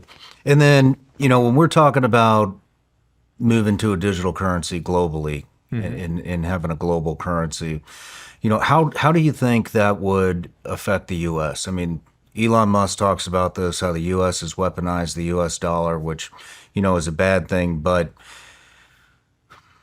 I mean, slippery slope there, right? Mm-hmm. I mean, you get the reputation of that, then people are going to want to move. I've brought this up on several shows. We see BRICS. You're familiar with BRICS? What is it? Brazil, Russia, India, China, South Africa. Several other countries have joined, because the U.S. has weaponized the dollar. I mean, so if we move to a global currency, how does that affect the U.S. from being able to have a certain amount of control around the globe through? Yeah. So this is a great question, because I think it's a mixed bag. It's complicated, right? So I think if you think about like a digital dollar, I'll start with that, like USDC. To me, that's unequivocally just good for the dollar in the United States. It helps make sure the dollar is the reserve currency in all these countries around the world. It creates enormous demand for U.S. treasuries. There's a bunch of reasons why it's good. If you're talking about Bitcoin, I think it's more complicated, because if the dollar maintains discipline, then it'll continue to be the reserve currency. If the dollar loses discipline, like we talked about earlier, people start printing a ton of it, like the Federal Reserve, or there's these huge budget deficits we keep running at the federal level that require us to print more money just to pay things back, and they sort of devalue the dollar, people will flee the dollar and they'll go to Bitcoin. And in that case, the United States could lose the reserve currency status. Now, if the US is going to lose the reserve currency status, I'd rather people went to Bitcoin than to the Chinese yuan, mm-hmm. right? So that's why I say I think Bitcoin is kind of like a check and balance on the dollar and deficit spending. Like I hope that the US finds a way to maintain that discipline and the U.S. remains strong. And in that case, crypto will just be on like a very good thing. But if we're going to lose it, I'd rather we have Bitcoin than we have to all live under a Chinese system. And then, we're talking about you're fighting congressmen, you're fighting senators, governments. What about banks? What about banks like Chase, Bank of America, Regions? I mean, are they? I would imagine they do not want this to happen. Yeah. I mean, these are big organizations, and it's funny, sometimes like depending who you talk to in the bank, it's either very positive or very negative. In general, we've had good relationships with the banks. We actually need to work with them because we've basically built a bridge from the bank system into this crypto system, right? So when people come to Coinbase, they usually connect their bank and move a bunch of money into Coinbase. So we actually need to work with a lot of them, and we work with most of the big ones. But there certainly are elements of those banks that are skeptical about crypto, and I think they're afraid of being disrupted by it. I mean, right? it could eliminate them, correct? Yeah, I mean, I don't know, if I'm sitting here in 10 or 20 years, I'd be hard. I still think there'll be like dollars and there'll be banks, but you're right. Like a whole generation of young people are growing up kind of thinking like, why would I need some checkbook and a bank branch on the corner? Like I've got my phone. Obviously my phone is my wallet, and they're really using Coinbase like a bank replacement, like a neobank. Sometimes people call it. In particular, there's actually like this community bank lobby. I'll just tell you kind of one anecdote about this. So when we were trying to get this legislation passed in Congress for stablecoins, the community bank lobby, which they have representatives in all 50 states, so they're very powerful politically because there's members of Congress in all the districts around the U.S. and they each have these community banks. So they came in and they lobbied hard against the stablecoin bill, and in particular, what they were most concerned about is they said, well, these stablecoins are paying people interest like 4.5% on their money, and they don't want that to happen because they pay their customers, like 0% or 0.14%, like kind of in their savings account. And their argument to the members of Congress was, well, if you allow these stablecoins to come in and start paying people 4.5% on their money, all the loans will dry up in these communities, like in these small community banks. Now, there's not really any evidence that that'll happen. I think what's more likely is they were just trying to protect their profit margins. They're like, well, we don't want to have to pay our customers like a fair rate to compete in the market. And so they actually managed to get this line in the bill that was like prohibits stablecoin issuers from paying interest to their customers, which is like the kind of unimaginable to me how they managed to convince members of Congress with a straight face that like, hey, we want a law to block our competition from giving more money to their customers. It's like kind of ridiculous. Now That passed. So now there's a good news here, which is that we're not a stablecoin issuer, so we actually are allowed to continue to do it. We also pay rewards to our customers, which are different than interest. There's a whole bunch of legal definitions around this, but we found a way to continue to do it. So we're going to continue to pay 4.5% to our customers holding USD coin, because that's what we want to do is update the financial system. And if people don't like the rates in these community banks, they should have to compete on a level playing field with everybody else. Like that's what the free market is there to do. It creates better products at lower prices for customers. So yeah, but that's the kind of stuff we have to deal with in DC, is like these lobbying groups coming in with special interests. And it's part of the reason I'm in favor of small government is like there's just less to be captured, Yeah. If you have a big government, everybody's trying to influence it and try to get their special favors, and it gets you these suboptimal outcomes.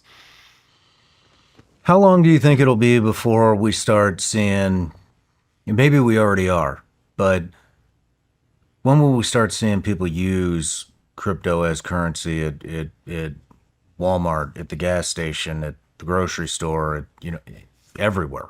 Yeah.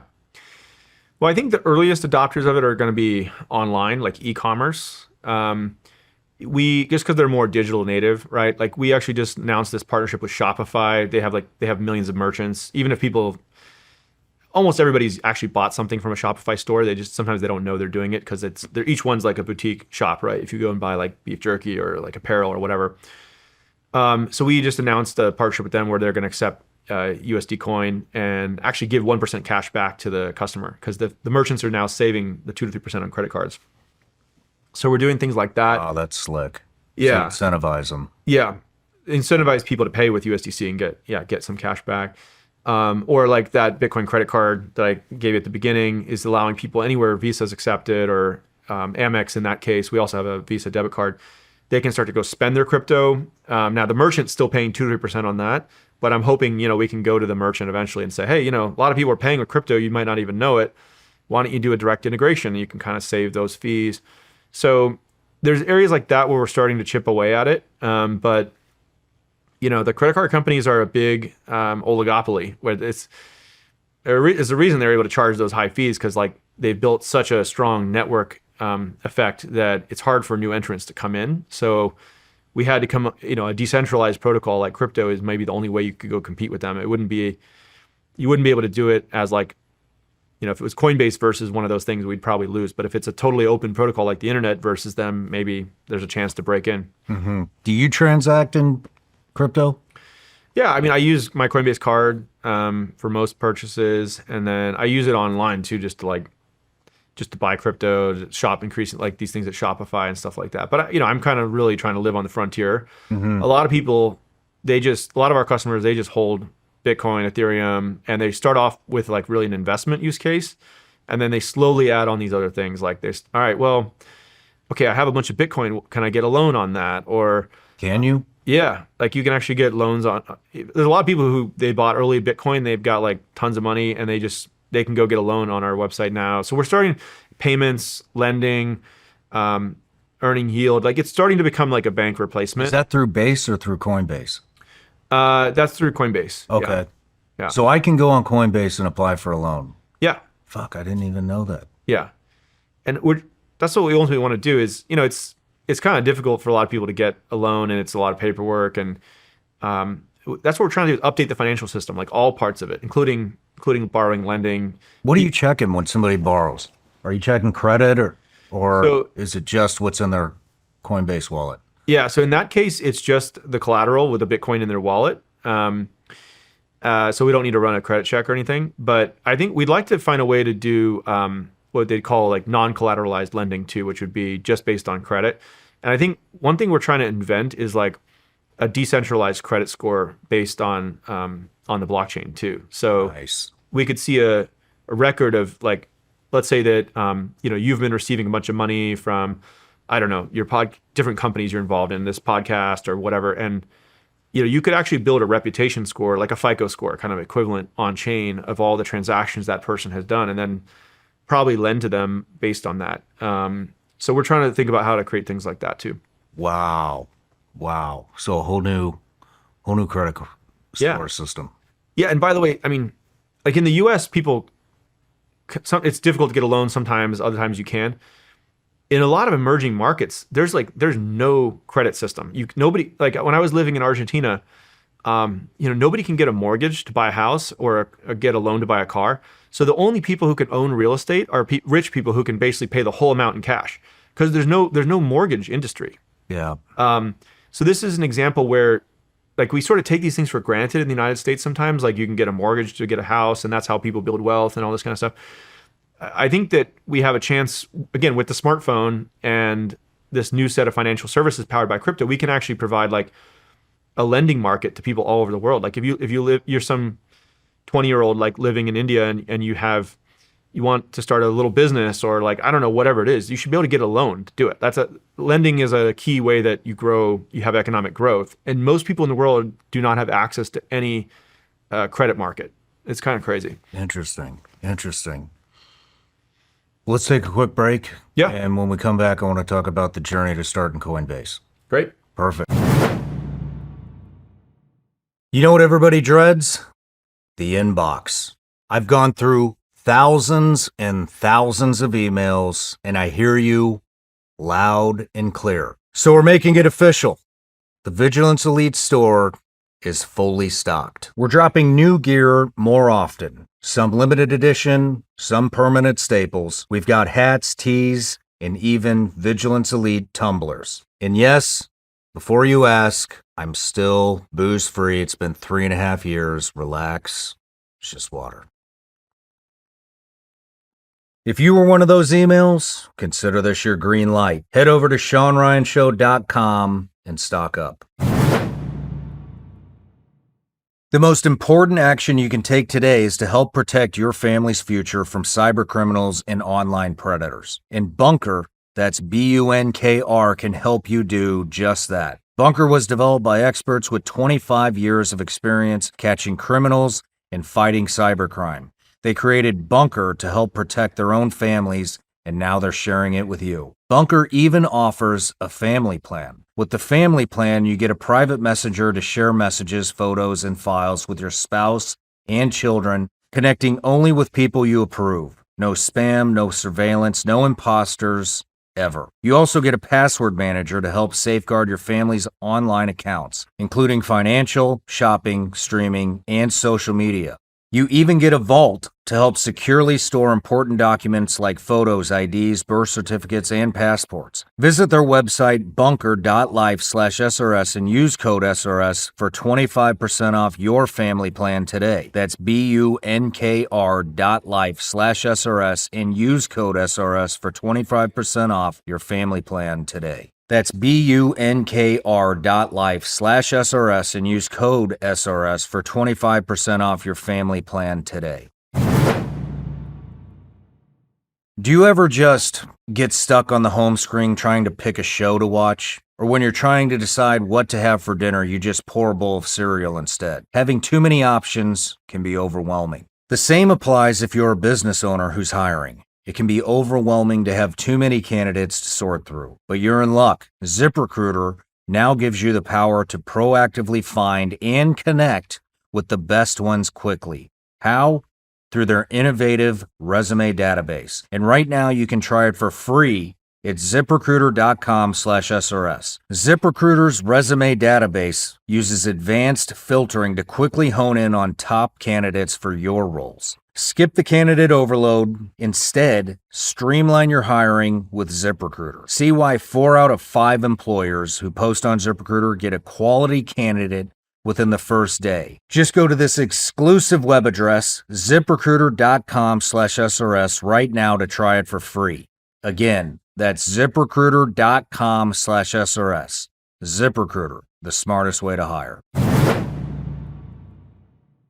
All right, Brian, we're back from the break. We're getting ready to get into the journey to innovating Coinbase, but just a couple of questions that came to mind on the break. So we talked about 21 million Bitcoins will only 21 million Bitcoins will ever exist. What do you think will happen when we hit 21 million?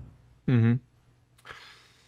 Well, yeah. So right now there's a smaller and smaller number of Bitcoin being produced over time, and it hits like a maximum number. It actually takes like 100 years, right? But we're most of the way through that. I think there's probably already 20 million or so already out there. So there's only maybe 1 million left that'll ever be created. So right now, new Bitcoin are created when people, the Bitcoin miners, verify a new block. And so that's how new Bitcoin are kind of issued to them as like a reward for doing all that computational work, running the network. Once that runs out, they're going to have to be compensated by the small transaction fees that happen on Bitcoin. And so this may be more detailed than you wanted, but you can take it anywhere you want to go. But basically, miners are the people that run the Bitcoin network. They run these data centers all around the world. And today, majority of their revenue is coming from new Bitcoin being issued, and a smaller percentage is the Bitcoin transaction fees. As fewer and fewer Bitcoin are produced and the network grows, it'll shift to being more about transaction fees than new Bitcoin being mined. And eventually it'll be zero new Bitcoin being mined, but they'll still make money from transaction fees. So I think what that basically means is that the supply of Bitcoin is not going to keep growing. So if you want Bitcoin, you're going to have to buy it from someone willing to sell it, which is how most people do it today already. But some people mine them to get brand new Bitcoin. So anyway, that's like a simple way to think about it is once the supply, there's no more ever created, you have to just buy one that already exists from someone else. And so that is the price of Bitcoin, is who's willing to sell one. So is that how do I say this? Is that like already set up to where when we hit 21 million, then the miners will be incentivized with with transaction fees? Yeah, I'd say that's already happening today. It's just it'll gradually shift more and more to the transaction fees over time. And then, I mean, does the system ever need to be updated? Like, for example, Bitcoin, nobody knows who it is. And so will it need to be updated? And if it does, who does that? Yeah, I do think Bitcoin will need to be updated for to become quantum resistant, right? So quantum computers create this risk that we talked about. And so, Bitcoin has a mechanism for it to be upgraded. And the way that it works, since there's no central authority that controls Bitcoin, right? So anybody can propose an upgrade to Bitcoin. There's what are called the core developers, some of the people that work on it, like the open source project, kind of volunteering or they're getting paid by donors. There's also the miners, the people running the network. There's exchanges like Coinbase that play a role. So there's this whole community of different participants in the Bitcoin ecosystem. And for an upgrade to happen, like to make it quantum resistant, there will be various people who discuss proposals about how to do that. Coinbase might help with that, or the core developers have proposals. And essentially for Bitcoin to be upgraded, everyone has to agree. I mean, not everyone. You actually just need more than 50%.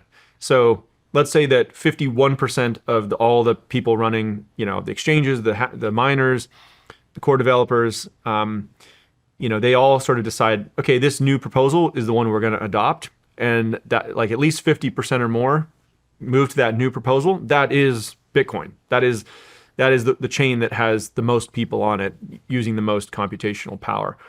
So it's truly a consensus mechanism. All these people have to come into agreement. Now, there's pros and cons of that. The downside of it is it's harder to get that many people to agree on something, so it can go a little slower. But the upside is that you're never going to get some small group of people who can take it over and unilaterally do something to harm Bitcoin. Okay, that was actually another question of mine. I mean,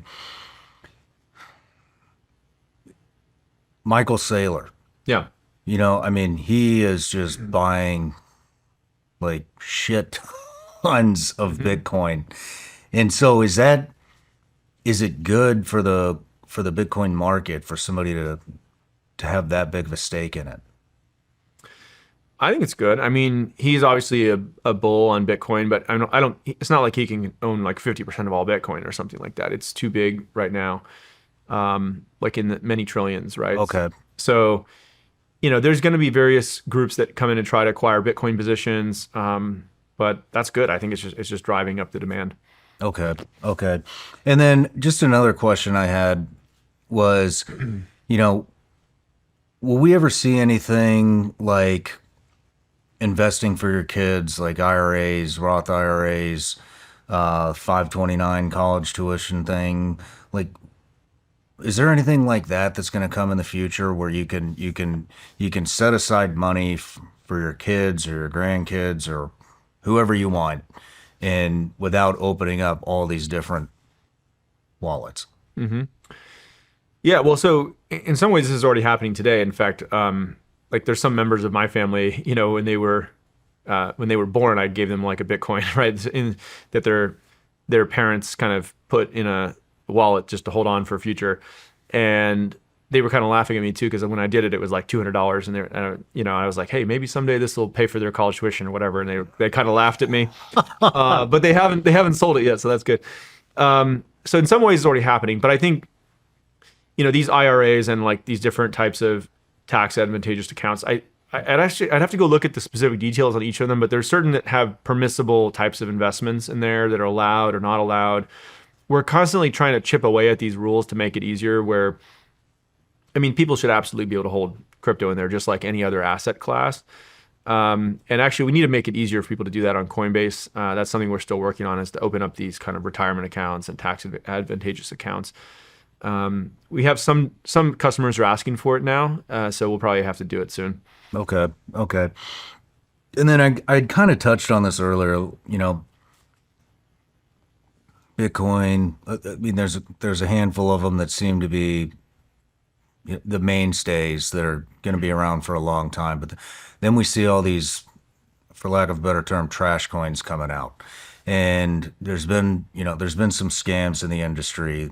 FTX, Sam Bankman-Fried. I mean, you had all these big time celebrities vouching for it, turned out to be a complete scam. I mean, Yeah. how do people navigate that are new in the industry?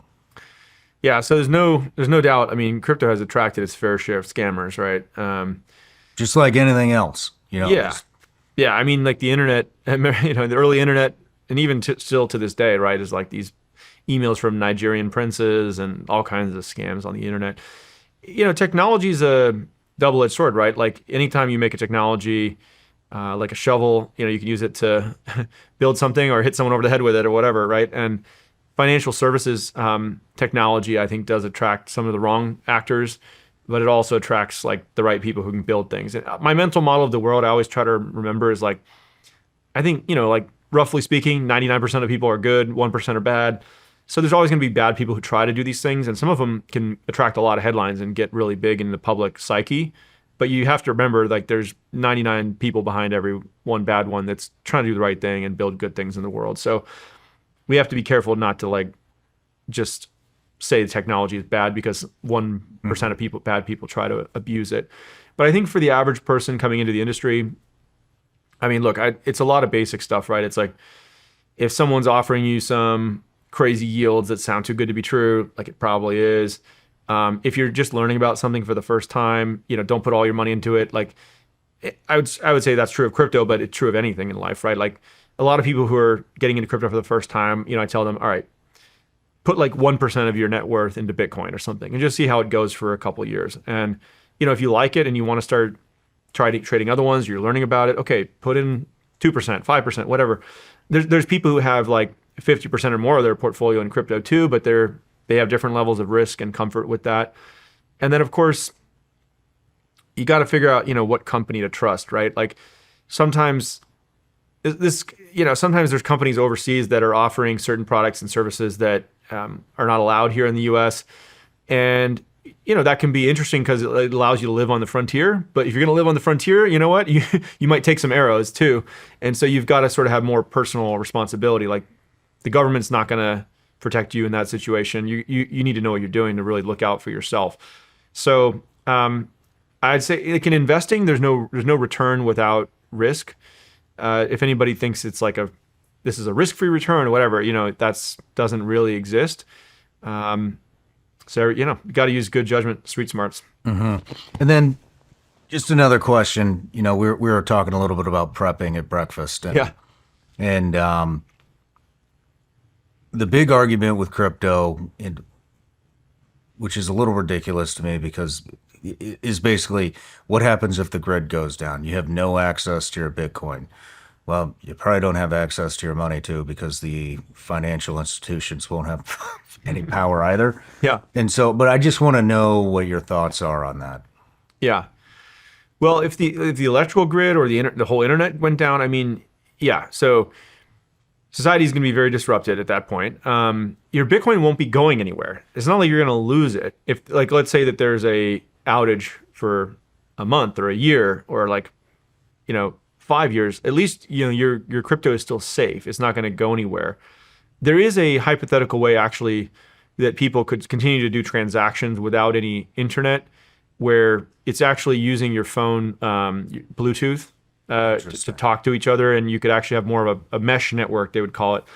So that is possible in that kind of situation, but I think it would certainly be disruptive and challenging. That's in that type of situation where you're talking about that level of societal collapse, probably things like ammunition and gold and those start to be a little bit more like your fallback. So I think people should also own gold, right? I don't think it's not like exclusively one or the other, but in a world where civilization more or less continues to exist with electricity and things like that, I think, Bitcoin is probably a superior version to gold. So. Thank you. All right, let's talk about the road to Coinbase. Yeah. So I know you got inspired by the white papers. Yeah. Yeah, I think it was December of 2010. I first read that Bitcoin white paper. At that time, I was working as an early employee at Airbnb, a software engineer trying to help them move money to different countries around the world. And reading that white paper really captivated my attention. I was like, wow, this is fascinating. And I reread it a few times, went to some of those Bitcoin meetups I mentioned. How did you come across it? Well, yeah, I was just cruising. There's this website called Hacker News, which sometimes like people in Silicon Valley read. That's like has just like technology and coder type updates, and it got posted on there in December 2010. I think is where I first saw it, and I went and talked to some of my friends about it, who I was working with at that time. I was like, this paper is really cool. Like, have you seen it? What do you think? And a lot of my smart friends, they're like, I don't get it. This doesn't make any sense. Like, this sounds like a scam or something. And so I kind of had a lot of self-doubt about it. I was like, I don't know. I think this is kind of a cool idea, but a lot of people I talked to didn't seem to think that. So for about 6 months, I was just thinking about it, reading stuff, going and meeting people at these meetups. And sometimes when I can't get an idea out of my head and I keep thinking about it and going down this rabbit hole, I'm like, okay, I got to build something. I got to try doing something. Because I don't know what's going to happen, but if I take some action in this direction, like it might produce more information. And later, this kind of created a good thing I like to say to people, which is like action produces information. If you're ever unsure, just like do anything, because like even if you do the wrong thing, it'll help you figure out the right thing to do. So I started working on a prototype on nights and weekends while I was at my job at Airbnb. Nights and weekends, I'd come home and work like 7 p.m. to midnight on this prototype, which was a simple Bitcoin wallet. And I wasn't really thinking of it exactly like a company. I was just trying to like learn about Bitcoin and figure out if I could make a simpler way for people to use it. The analogy I kind of roughly had in my head was, email is another decentralized protocol. A lot of people don't know this, but underneath, when you're sending emails, it's using a protocol called SMTP, which would be sort of like Bitcoin in this example. And you could, in theory, run your own email server. But most people don't do that. They use like Gmail or Outlook or something. And that's kind of like a hosted server in the cloud. They sort of deal with all the security updates and how these email servers talk to each other. And so I was thinking there's probably going to be a company kind of like that for Bitcoin that's like Gmail, right? Like I'll run the servers for you, worry about the security and the backups. And the average person is going to benefit from this. But they don't need to have to understand exactly how Bitcoin works and all the complexity behind it. So I started building this as a prototype, and I applied to this startup incubator called Y Combinator. Some people might have heard of it, but it's kind of famous in Silicon Valley because they'll give you like 150K as a check if you have a really early stage idea for a company. And I applied to this this Y Combinator program, and I got invited to interview. I was trying to find a co-founder. I couldn't find the right co-founder. Long story short, I got accepted into this program or offered to join it. And they're like, well, you have to quit your job. We'll give you 150K and you come work on this thing full time if you want to really do it. And so I had kind of a tough decision to make because Airbnb I knew was going to be a big company and I was an early employee there. So I had stock options. That would have been like the comfortable path, right? I think if I had just stayed at Airbnb and just let my options vest, I probably would have been worth like tens of millions of dollars, right? And I had like maybe 20 grand in my bank account that time as just being a software engineer in Silicon Valley, traveling a little bit, or I'd made a little bit of money and saved it, but I could tell I was on a rocket ship and this was going to be a good company. But I was like, I really wanted to try to go build something new in the world, and I was willing to take that risk because I think I was 30 years old. Unmarried, I didn't have kids. And I had this really deep desire as well. I was like, I want to try to do something important with my life, I don't know if it was like an insecurity that came from like just people not recognizing me or, I wanted girls to like me or like whatever it was. I was like, I want to go do something important, like it's something crazy and something hardcore, that really has an impact. And it, for whatever reason, I was like, I have to do this and really give it a shot. And if it fails, like I'll be okay with that, but if I never tried it, I would probably regret it, right? So I don't know. It might feel similar to like, why were you called to like be in the military or whatever? I never felt like I had taken a risk and really done something that would have greater like significance. So I decided to quit my job.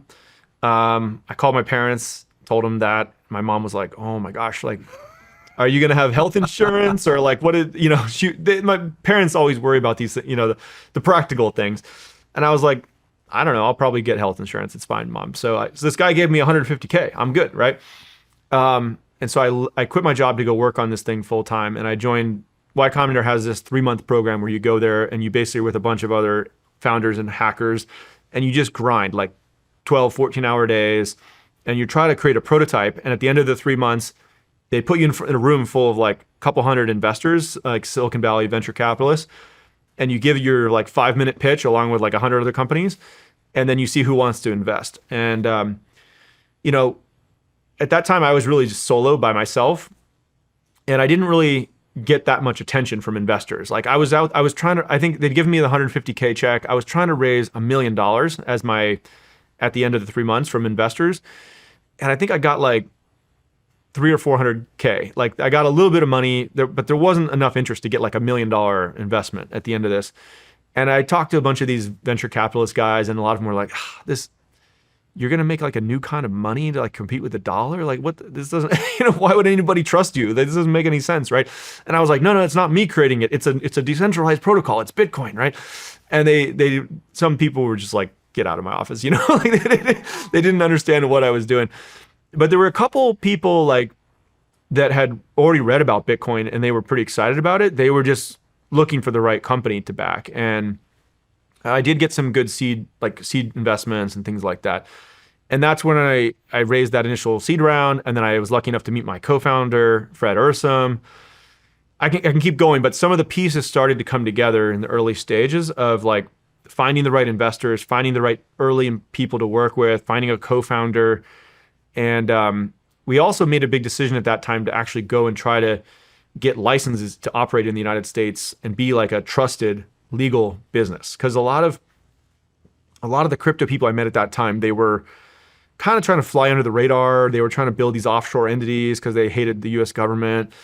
And I was like, you know what? The company that wins in this space, you can't just be like underground flying under the radar. Like, if you eventually it gets big enough, like the government's going to come talk to you and ask you why you're doing this without a license or whatever. So we went and got money transmitter licenses, they're called in the US. This is the same thing that like PayPal has and these different companies. So we decided to build it in the US, take a trusted and compliant approach. And, that was the early days. Like I can tell you, there's lots of good stories about like finding product market fit, because a lot of times you're building these prototypes and nobody cares. Mm-hmm. You put it out there in the world and like people come and look at it and nobody gives a shit, right? And I don't know. You want to hear that story? I can tell you a little bit. Yeah, I want to hear it. Yeah, so this is the hard thing about starting a company, right? Is like you try to. It could be anything, like a podcast, a coffee shop, but it's certainly true in tech startups too. You make your version 1 and you put it out there in the world, and usually like no one cares, right? That's the default. There's so much noise of things that people are going on. This is trending, and this is what And so how do you break through the noise? And so I had put out this prototype of a simple hosted Bitcoin wallet, along with my co-founder Fred Ehrsam, and we posted it just on the internet, like on Reddit and some of these forums. And like 100 people would come sign up, and then no one would stick around and use the product. And so they teach you this thing in Y Combinator, which is like how to find product market fit. Like how do you get your initial users to want to actually come back and use the product on a recurring basis? And what you basically do is you just like go and talk to them and get their ideas and feedback. And then you go try to improve your product. And then you go talk to them again and you improve it again. And you talk to your customers again and you improve the product. It sounds simple, but like a lot of people don't do that. When they're trying to start a company, especially tech entrepreneurs in Silicon Valley, they get caught up in all this other bullshit. They're like going to fancy conferences and like trying to write really amazing blog posts and try to sound smart. And, just they over optimize on talking to every venture capitalist. It's like, no, you got to just like talk to your customers and improve the product. Talk to customers. And that's how you get a product to actually find product market fit. So long story short, how would you talk to, how many customers were there at the beginning? Yeah, so when we put out the first version, it's like maybe a couple hundred people came and signed up. And then but they didn't stick around. They didn't keep using the product. And so I remember I was just emailing random people who had signed up, and I'm like, hey, I built this app. I'd love to get on the phone and talk to you about it. So I would just call these people out of the blue. And I remember this one guy I was talking to on the phone. I was like, hey, I noticed you signed up for the app and you didn't come back, like any feedback. And he's like, well, yeah, it was pretty cool. Like I would use the app, but I don't really have any Bitcoin.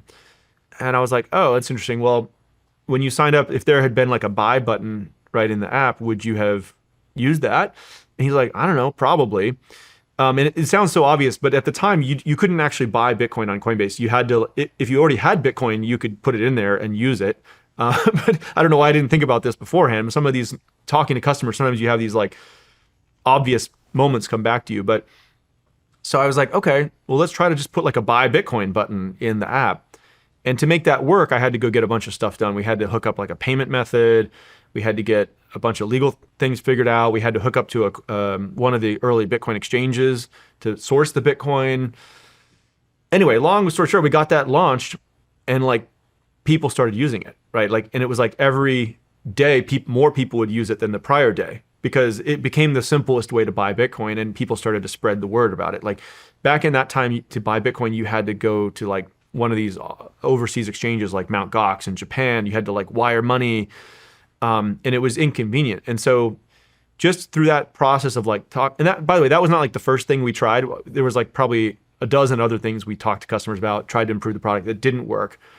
And eventually we hit on one of them, and the product became good enough that there was more people coming back every week trying to use the product than had the prior week. Not because we were manually talking to them, they were just word of mouth. They were starting to tell other people.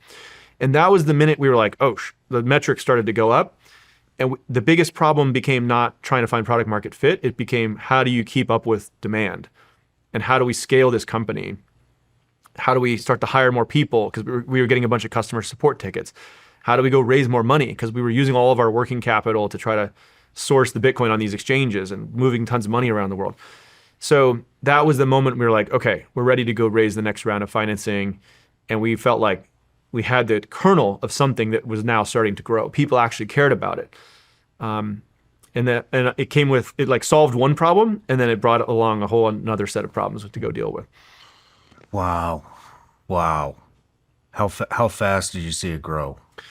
You know, that's when product market fit, especially with tech companies, starts to work. It's shocking how fast it can grow, because it's not like a local business, you know, a sandwich shop or something. Only a certain number of people will drive by it every day or whatever. But it went from like 100 people using it every day to, or it was maybe easier to talk about in terms of people signing up every day. It was like, instead of like 100 people signing up today, it would be like 1,000, and then it was like 10,000, and then I remember one day it was like 25,000 people signed up in one day. And I went to, you know, if you look at these different sports stadiums, and I was Googling sports, like that stadium holds 50,000 people. I was like, it looks like a ton of crazy number of people. I'm like, holy shit, all 50,000 people signed up in one day, you know? And then to give you a sense of the kind of problems we started to encounter at that point was like,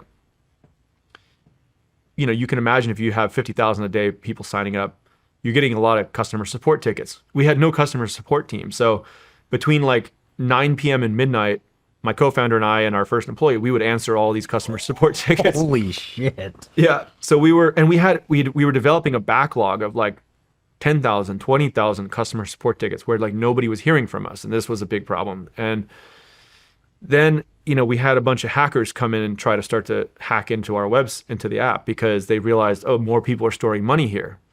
And we had to create that cold storage system I told you about earlier, where we started to store all the funds offline. We had to build that rapidly, because, you know, if we had gotten hacked at that point, like we would have been insolvent, out of business. And I'll tell you like a little story actually from that day, because, you know, you can imagine we're kind of sleep deprived. We were like working 14-hour days, 7 days a week, trying to keep up with all this. And I remember we were in the office one day and eating lunch, and there was just like maybe 3 or 4 of us around the table. And somebody is looking at their computer and they're like, hey, there's a lot of like refunds going out to customers. That's weird. Like we all looked around. None of us are doing it. Who's sending all these refunds? We realized this hacker had broken into one of our systems that, like an admin interface on the back end that allows you to issue refunds to customers. And he was just sending refunds to himself as fast as he could, right? And we were like, oh shit. So we go in there, we shut down the site temporarily. Customers can't access it either. And we're like, how did he get in here? We start trying to debug it. We find the way that he accessed this particular system, and we patch it and we come back online. And in the time that he was able to send out all these refunds as fast as he could. I think we had lost maybe $50,000 or something like that. Now at that time we had only raised, I think, the 300 or 400,000 that I mentioned, and so 50,000 out of 300 or 400,000, we were still alive, But if he had started doing that at midnight while we were all asleep, we would have been out of business by morning. Wow. Because we caught it within like 10 minutes. Yeah. And it's just pure luck that like Coinbase would not exist today. That was like a coin flip. That if that hacker had waited till midnight to start doing it and we hadn't noticed, we would have been insolvent by morning. Wow. Yeah. Wow. Damn. I mean, what was the moment that really got you when you were like, holy shit, this is gonna work? Well, there was a lot of moments along the way where I knew that we had a chance to really make this big, but it was not guaranteed. Like there was a lot of ways we could fuck it up along the way. I mean, that's an example where we were seeing a lot of demand, we were starting to generate revenue, but like were our systems hardened enough where these attackers couldn't get in? Obviously not. There was some gaps right at that time. So that was a risk. Like the cybersecurity risk was very real. That was how a lot of crypto companies died, right? And then the other big one was compliance and like government. We thought the government might just come by and shut it down, the whole thing. So those were probably two of the biggest risks. And then there were also competitors, right? So we were off to the races, but then we started to see really solid companies pop up overseas and in the US. There was definitely, we also thought that, by the way, there could have been like a flaw found in the Bitcoin algorithm or something like that. That would have just blown up the whole thing. We had looked at it. We couldn't find any flaw in the algorithm. We thought, okay, this will work. It'll stand the test of time, but who knows? Like maybe some smart mathematician came up with something we didn't think of, right? Now, so anyway, all those risks we were able to mitigate over time. And I think it got big enough where enough Americans started to use it that the government now can't shut it down, it'd be political suicide to try to shut it down. Like people want freedom in the United States. They want the ability to own gold, guns, they want Bitcoin, like all these things. Yeah. So, but in the early days when it was small, somebody in the government, if they had had their act together, could have tried to kill the whole thing. I mean, Elizabeth Warren and Gary Gensler tried to, right? Yeah. But it was too late. So those were the risks along the way where we didn't know if it was going to work. I mean, we talked a lot about economic freedom here and there on the first segment here. So I just want to ask you, what does economic freedom mean to you? Yeah. I think economic freedom to me is it's your money, right? You should be able to do whatever you want with it. There's a lot of middlemen in society that are blocking payments, taking fees, slowing things down. Economists would call it this idea of property rights, which is basically, can you actually own stuff or can it be taken away from you without your permission, right?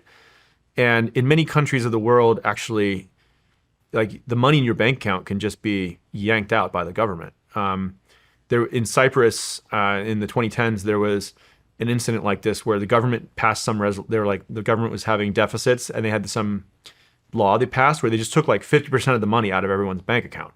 So obviously you don't actually own it, right? When was that? I think it was in the 2010s. Yeah, or maybe the 2000s. Yeah. So there's examples like that in history. Same thing in Argentina, by the way. There's times where the government has just printed so much currency that it devalued it. That's another form of theft, basically, is high inflation, where they devalue everyone's assets to just give the government more money, right? So property rights is this kind of like, it's a foundation that's required for all progress in civilization. Like if you can't actually keep what belongs to you, or like, if there could be some gang that runs through the neighborhood and just like kicks you out of your house and takes all your stuff, it's hard to like make a real plan for the future and try to build a company or like do anything good for society if your shit can just be taken from you at any given time, right? And it's the same thing with what we'd call like sound money, right? Can the value of your money or your wealth just be eroded or seized from you? So property rights, sound money, these are foundational to all progress in society. And most people in the world actually don't have very high economic freedom. We sort of take it for granted in the US. Even in the US, I'd say it's a little under threat. Like we talked about the inflation of the dollar. There's incidents where like people have felt like their property rights are under threat here, eminent domain or like whatever you want to talk about. But in general, like the US is pretty good. We have pretty good rule of law. Most countries in the world, that's not the case. And so that's what economic freedom means. I think crypto is it's the key piece of technology that can give economic freedom to anybody in the world as long as they have a smartphone. They can sort of opt out of that local system that they're in if it's corrupt or not meeting their needs. Why do you think why do you think Coinbase is the most trusted exchange out there? Yeah. What have you done that's different than the other ones? Yeah, it's a great point. When we do surveys by third parties or just blind surveys, we do come back as the most trusted brand of crypto. I think it's a few things. One is that companies are a reflection of their founders, right? And I think the fact that I was willing to put my name behind it, I'm based in the United States, I'm an American citizen. I think just my demeanor, like I try to just be like, do the right thing, kind of tell the truth. People may or may not like me. I don't know, but at least they're like, this guy, I don't think he's like full of shit or a scammer, right? And I think we've also tried to follow like a compliant and regulated approach. In general, I'm like probably more for like deregulation and like free markets, but we've like followed the law. We've gone and got every license that we needed to do in the U.S., in other countries where we operate. So I think those things. We've reached a certain size and scale now where we have a track record of doing this successfully, right? Like, we're storing crypto for like 140 different government institutions now. If you look at federal, state, and local, we work with like the U.S. Marshal Service, for instance, at the federal level. There's other federal agencies we work with, but that we can't talk about. But we work with some of the largest institutions in the world too, like BlackRock and these folks. We're a public company, so our financial statements have been audited by the big four accounting firms. They can come in there and validate that we're actually saying what we're saying is true. The money's really there, these kind of things. So I think all those things have contributed to our brand having a lot of trust, and like you have to earn it every day. I mean, there's times where we got backed up on customer support tickets, and we like didn't invest enough in customer support, or there's times where we've had hackers try to break into our systems and we've had to make customers whole, right? Or they'll call customers and try to impersonate Coinbase support and trick them into moving their crypto somewhere, right? And in general, we try to like stand behind our customers and reimburse them when things happen that are our fault. And we try to go push back on the government when it does something unethical and tries to take our customers' rights away. So people, I think they really appreciate that as well. So those are probably all factors that contribute to trust.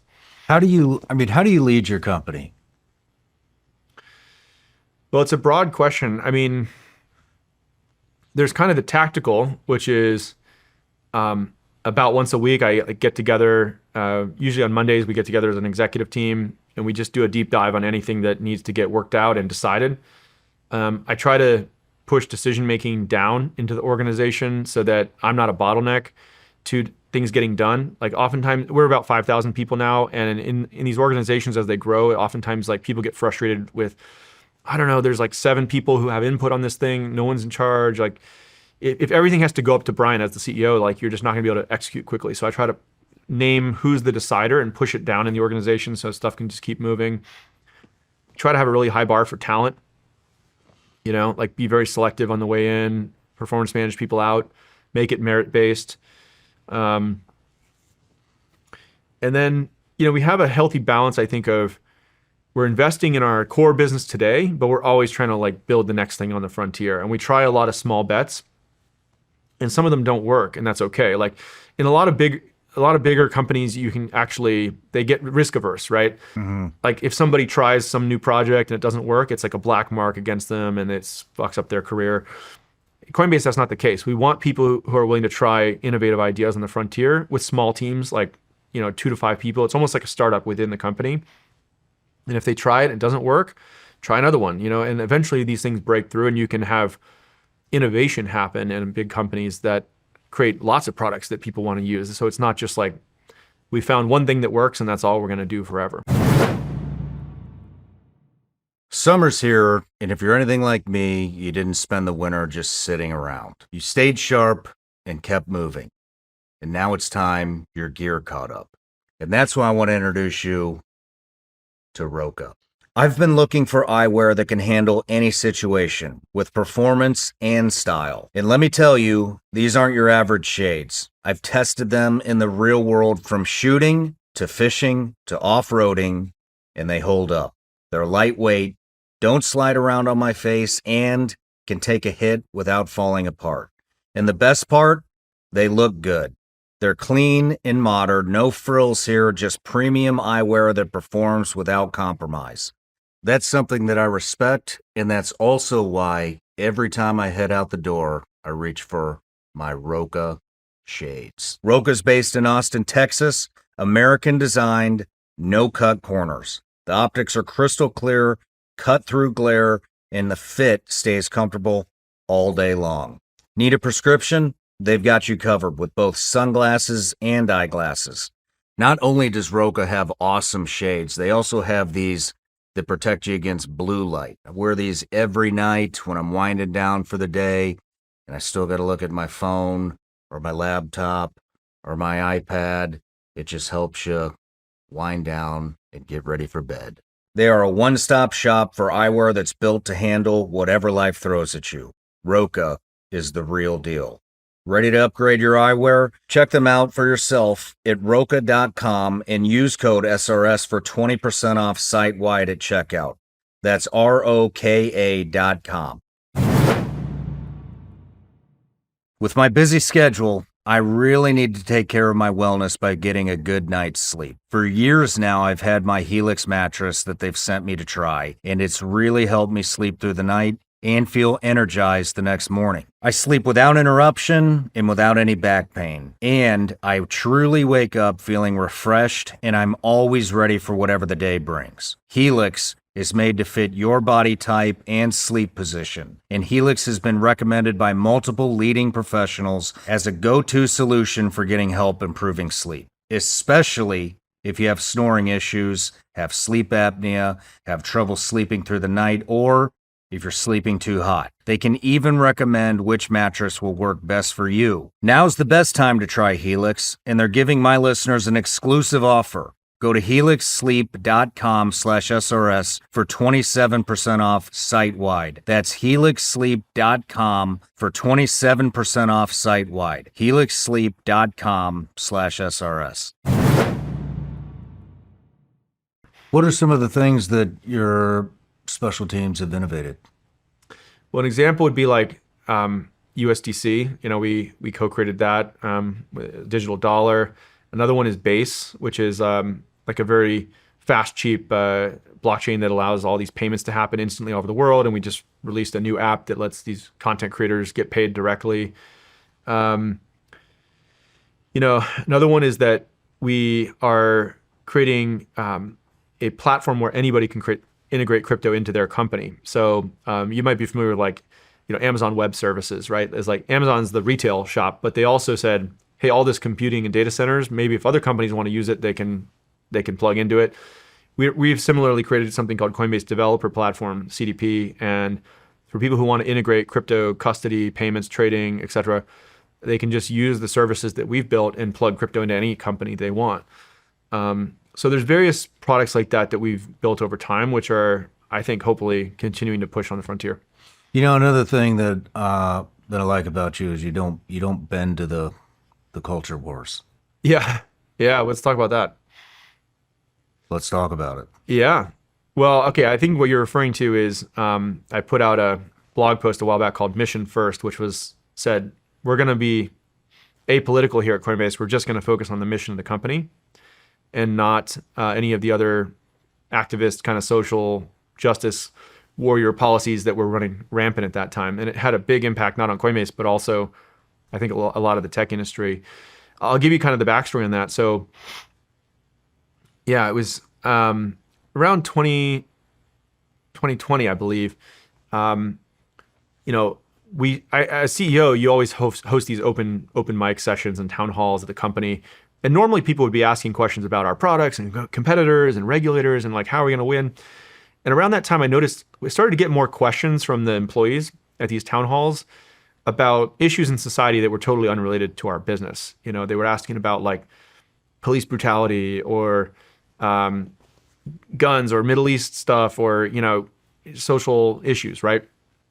I remember thinking this was kind of strange at the time because I was like, you know, that's not why we're here. Like I'm just like anybody else. I'm trying to understand these issues. I read about it sometime, but why are they asking me what I think about police brutality or something like that? That's not what our company's focused on. And it got to kind of like a fever pitch at a certain point where it almost was like they were trying to see who could make the executives on stage like squirm the most with like the most uncomfortable, you know, difficult question. And this culminated with, at one point, an employee stood up and they said, "I want to know if this company is going to support Black Lives Matter." And I didn't really know much about Black Lives Matter at that time and what that organization stood for. And I declined to answer. I was like, I don't know. Well, I'm happy to look into that, but I'm not going to commit at this moment. And they did like a little bit of grandstanding and they kind of held the mic and they said, "That's not good enough. I need to know, like, are you as a CEO going to support Black Lives Matter?" This was kind of in the fever pitch of George Floyd and all this kind of stuff. And I declined to answer.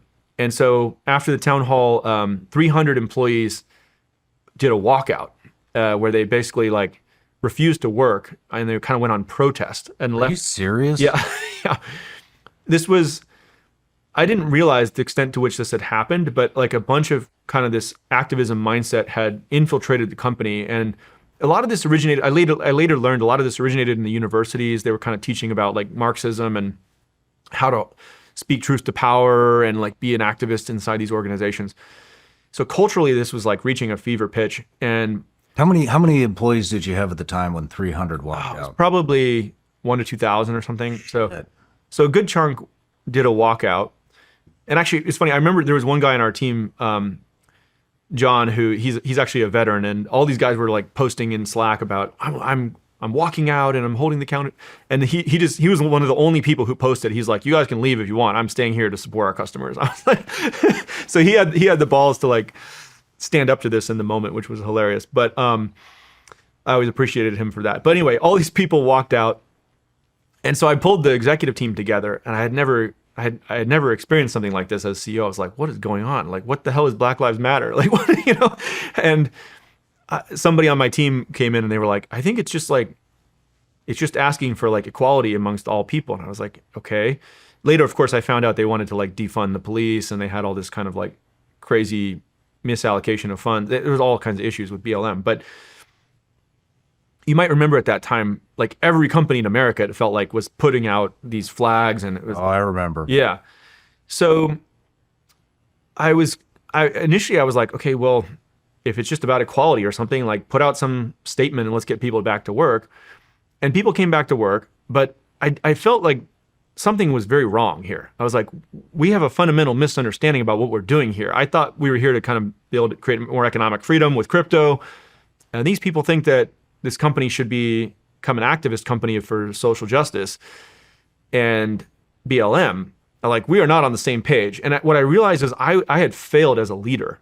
Like it was one of those kind of moments where the frog was slowly getting boiled. Like people would sometimes ask me these things in the company and I was kind of walking on eggshells around it because I was like, I didn't really know how to deal with it. I was like, oh, yeah. Like we're just kind of trying to be good for everyone. I made a lot of very vague statements and it culminated in this walkout. And the more I started to think about it, I was like, okay, either I need to go as CEO because this is how companies are run now, like where you have to answer all these social justice things, or they need to go because I don't want to work in a company like this where we're just jumping to whatever the current issue is, trying to virtue signal and touch on some giant, whether it's whatever, Hamas or whatever it is that day, and like we should be focused on one thing. It's hard enough to change one thing in the world. We can't be like jumping around to some new issue every month. And I don't like this environment where like the employees feel like they can come in and hold the company hostage to whatever their current thing is. So I drafted this post which basically said, hey, guess what? At Coinbase, we're going to focus on the mission, increasing economic freedom. It's okay if you can have whatever political beliefs or anything you want outside of that, but like keep it outside of work, right? We're here to focus on work, at work, which sounds like kind of an obvious statement. But at that time, this was highly contrarian. Let's just put it that way. And I knew that this was going to be controversial if I put it out. In fact, there were people inside the company who begged me not to post this. They said, this will destroy the company. Like, you know, an underrepresented person will never work at this company again. And I was like, as a young CEO, I was kind of like, is that true? That doesn't sound right. So I went and talked to like groups of employees, like including our Black employees and other groups. And I kind of asked them, and I was like, do you care if we're like a social justice company? And they were like, no, we just want to like come in here, do good work, like learn things, you know, have an impact, like make more money. Like it's the kind of stuff everybody wants. And so my instinct was telling me the level of fear is like totally out of proportion to reality. And some people told me, if you post this, like 50 or 60% of all the employees are going to quit, or they're going to walk out again and protest. It's going to be an even bigger protest. And it was like this kind of like moment where I was like, have I lost control of the company, or am I willing to stand up to this nonsense? And so I decided to post it, and I posted it and I announced it to the company. I was scared shitless, to be honest with you. Normally when I'm up there talking in front of the company, I feel fine. Like my leg was like shaking, my voice cracked, like I was a teenager. Like I was like, I don't know if you ever have that moment where you're like trying to give a talk to somebody, and then there's like a voice in your head kind of evaluating how you're doing at the same time. You're like, oh, I'm fucking it up, you know? So it was like the most awkward presentation I've ever given to the company. I almost like was like wanted to cry. I was like, I knew it was gonna like piss off a ton of people. And afterwards I said, anybody who's not on board with this, we'll give you like a 3-month severance and like, you know, help you find your next job. Like totally, you know, it's my fault. Like I didn't make this clear up front, but this is the kind of company we're going to be going forward. So we got to all be on the same page. And 5% of the company quit. They took the exit package. And 95% of the company was aligned. We were all ready to get shit done, go in the same direction. Best thing we ever did for the company. And suddenly like a few things happened after that. Like one, New York Times and a bunch of mainstream journalists started writing hit pieces on the company about how we were racist and all this nonsense. Oh, go figure. Yeah. By the way, a year later, it didn't change the demographics of the company at all. We had it was either the same or better metrics across all the things you look at, by the way. We just try to go on merit now. Who cares like what your sexual orientation is or whatever. I don't care. Like we just try to hire people based on merit.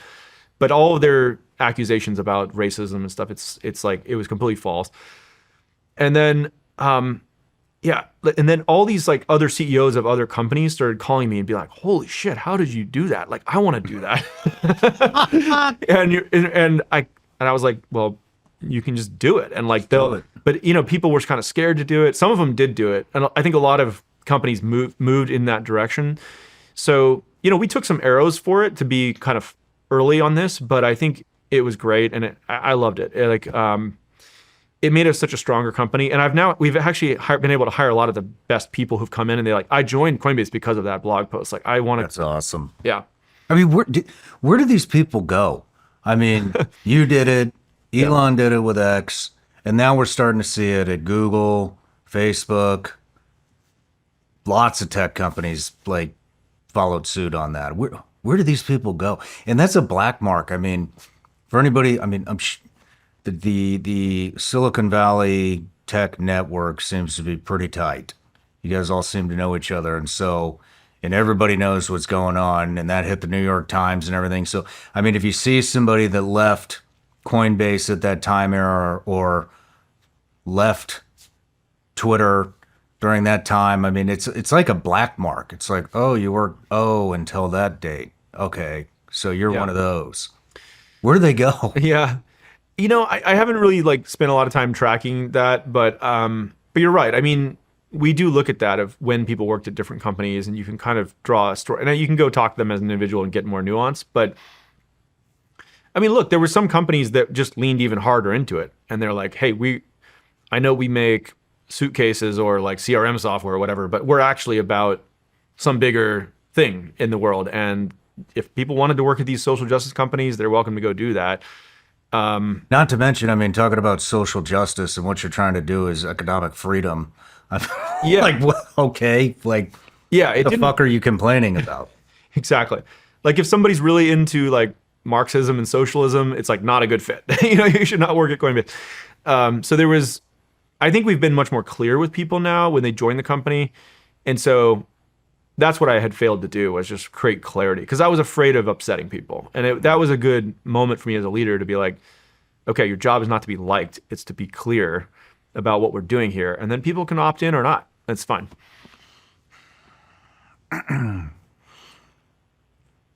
Let's talk about, there was one other thing.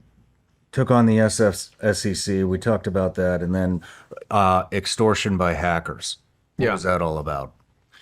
Yeah, well, this has been a more recent one where, so we've always had hackers trying to break into our systems, and we spent a lot of time building secure storage. And I mentioned earlier kind of like how we divide up keys, and they're never touched the internet, and they're like distributed all over the world in these like super secure locations, and we pen test it and everything. But there are hackers who tried to do something a little different recently, which was they actually started contacting our customer support agents and trying to bribe them to turn over customer information. Now, our customer support agents don't have access. They can't like move your money, right? But they can turn over things like, people's personal information, like their name, address, maybe their balance or something like that, because they're looking at that to try to help customers with their problem. And, we started getting customer support agents get offered like 250 grand bribes for some of these things, which is crazy, right?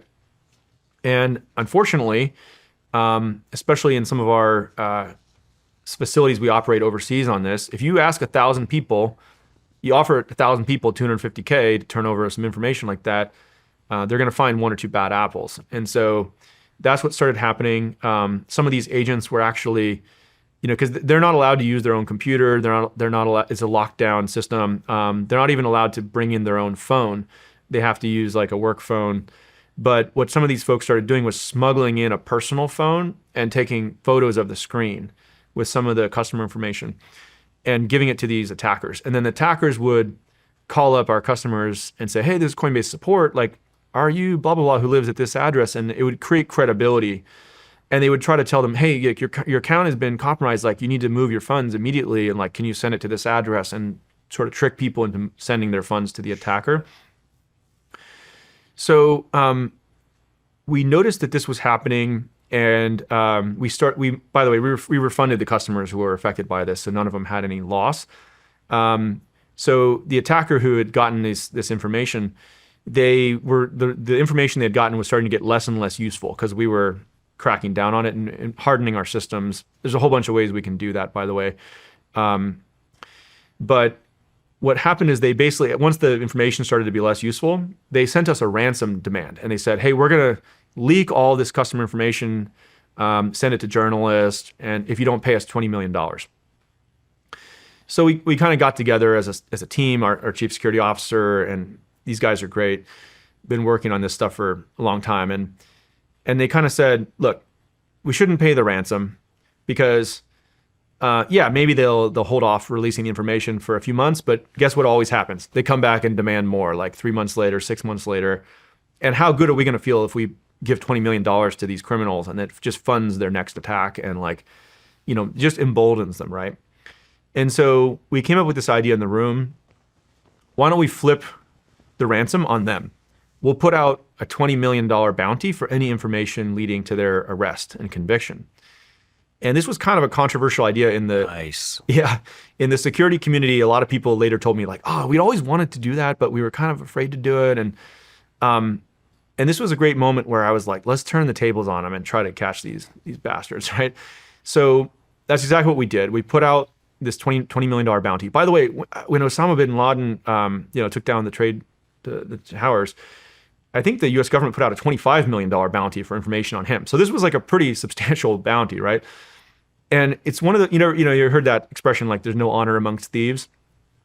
So all these hackers started sending in tips. Some of them were regular people, but others were actually other threat actors. And they're like, guess what? I know the guy who did that attack, like, because they have some beef with this guy or whatever. We got like 5,000 tips that came into this tip line because people wanted $20 million, right? And, maybe like a couple hundred of those were like really solid leads. We had a team start to work down the list. We don't have anything like to announce today on it, but I think like we're making really good progress towards a couple arrests here. And long story short is it's not just like one person involved. Like it's as with everything, it's more complicated, but we've gotten to build some really good relationships with law enforcement, and it's going to feel really good to catch some bad guys. That's awesome, man. Yeah. I can't wait till you get them. Yeah. That's good thinking. Great thinking. Let's talk about I know you were instrumental in the Genius Act, correct? Yeah. What is that? The Genius Act is a piece of legislation that helps stablecoins be allowed to be used in the United States. Stablecoins are these digital dollars. It allows payments to happen quickly and cheaply anywhere in the world with the US dollar. I mentioned some of these other payment methods, right? Like credit cards, 2 to 3% fee every time the merchant swipes your card. Like wire transfers, they work internationally, but they cost like $50. They're kind of slow. There's lots of different payment methods, but none of them are like fast, cheap, and global, right? And so stablecoins are the only ones that check that box. They can send them anywhere in the world for under 1 cent in 1 second or less. Wow. So USDC is, I think the biggest legitimate one that's out there, and all the dollar stablecoins are backed by U.S. Treasuries, which means that we can actually pay like 4.5% to people holding these things, which I mentioned earlier you can't really get on your checking account or savings account. So anyway, the Genius Act, it took a lot of work by members of Congress and Senate. A bunch of companies, including us, have been kind of advocating for this legislation, and it just creates like clear rules around how these things can be issued and used. And now that there's clear legislation that just got passed last Friday, I was at the White House for the signing ceremony with President Trump. I think you're going to see more and more businesses start to accept stablecoins. It just saves them money. Like if you're, I don't know, as an average consumer, you might think, 2 to 3% fee, that's not that much. I don't pay it. The merchant pays it. But if you're like a grocery store or something, your margin might be like only 5%, right? So if you have to pay 2 to 3% to the credit card companies and your margin's 5%, that's like a huge chunk of your profit margin, right? Your margin. So anyway, I think it's just another way that crypto is updating the financial system, and the Stablecoin Act is a huge first step. This Genius Act. The other big piece of legislation we need to get done is called the Clarity Act, which is about the other kinds of crypto assets that are not stablecoins, like Bitcoin, Ethereum, and it's kind of helping determine which of these are commodities or securities. This is the lack of clarity that got weaponized by Gary Gensler and Elizabeth Warren in the prior administration. If we have laws passed that make it clear how these things are regulated, they can't come attack it and try to kill it again in the future. Makes sense. I mean, I think I read that the Federal Reserve put Bitcoin, Cardano, Ethereum, XRP. The Federal Reserve is going to hold some. What does that mean for us? Yeah, well, President Trump passed this executive order creating a strategic Bitcoin reserve and then a crypto asset stockpile to hold some of these other ones as well.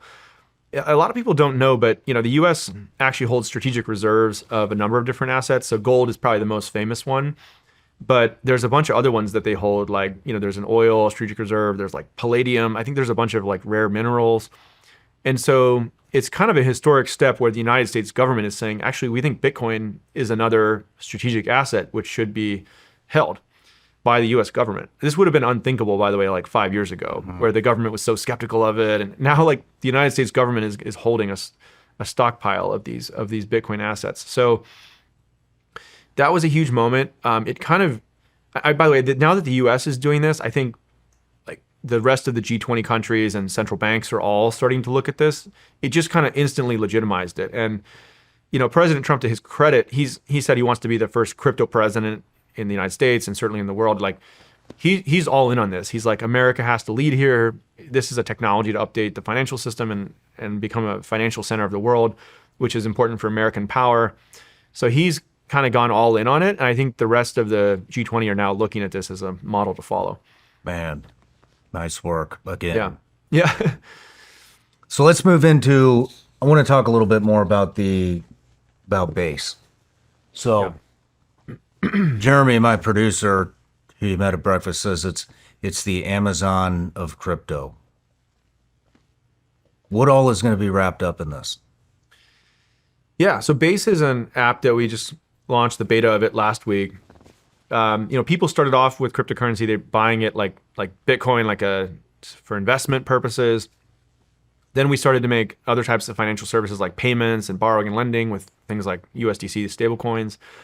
Base is kind of the third act here, where we actually want to make a way for applications on the internet to use crypto natively and allow value transfer between users that's totally permissionless. So like if you're a content creator, either you have a podcast or maybe you put out, like you're a musician, you're putting out music, or you just post on social media like text content or anything, you can have a direct relationship with your audience and actually monetize from them directly.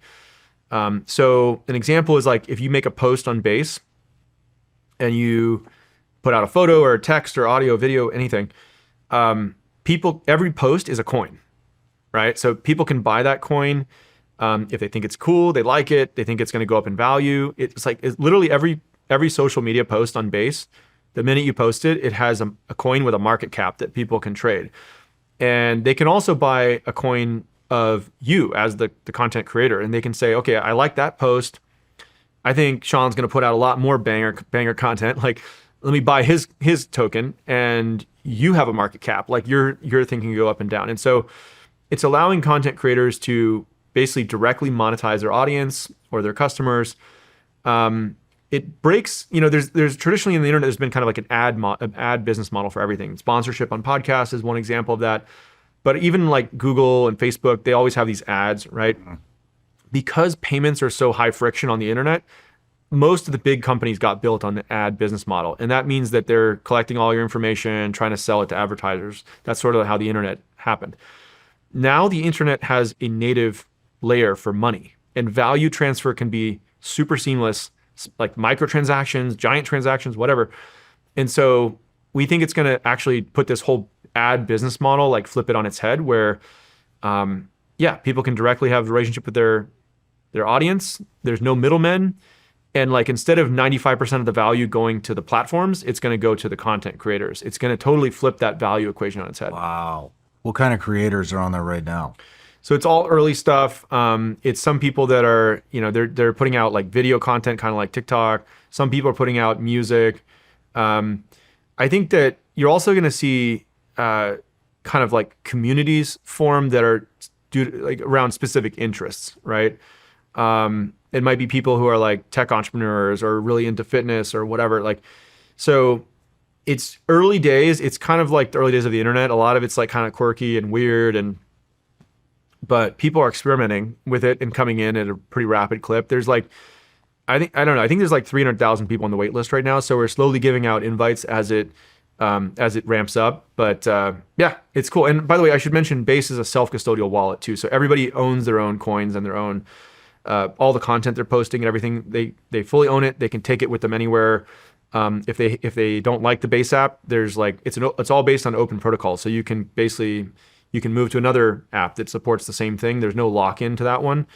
And you own your own coins. Like, it's not Coinbase storing it for you. It's a self-custodial wallet. So we can distribute it to 190 countries from day one. It's not a regulated financial service business. How do I get on the wait list? I'll send you an invite. Yeah, I mean, actually, you got your audience would probably exceed our capacity, but we can give you an invite code or something if you want to give it to Patreon members or something like that. Oh yes, I would love that. Okay, yeah, we could do that. Hell yes, thank you. Yeah, thank you. How many Patreon members do you have?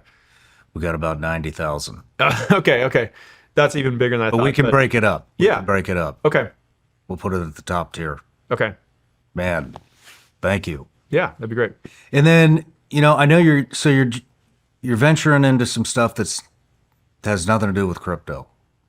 What is that? Yeah, well, I mean, just zooming out, like I guess the thing I'm most interested in the world, and I feel like the best way to help the world is to accelerate technological progress and try to build cool things that are useful to people. And so when Coinbase went public, I got some liquidity from that, some money, and I was trying to think about, in addition to going and buying a house and some things like that, I was like, all right, what do I want to try to do in the world? Still pretty young. And so I started to look at what are the big challenges on the frontier of science and technology that I could try to put some money towards, right? Like, honestly, I was kind of inspired by Elon, right? He made some money early from PayPal, and he was like, rockets and electric cars, and sometimes it's hard to raise money from venture capitalists for like the really crazy ideas because it's higher risk, right? Mm-hmm. And so I feel like in some ways, if you're a software entrepreneur and you manage to have some success, you almost kind of owe it to society to like put some of that capital back into the frontier, like try to do hard things which are high risk in the world of atoms, not just bits, right? Which would be like software, et cetera.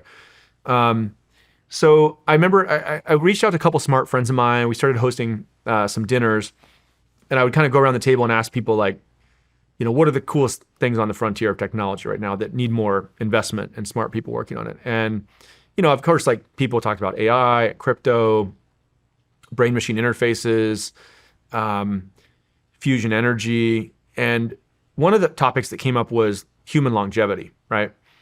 And we were thinking like, okay, people have been trying to live longer forever. This is kind of like, most of it's snake oil. But a couple like interesting trends are happening right now where this might start to be tractable like in the next decade or two.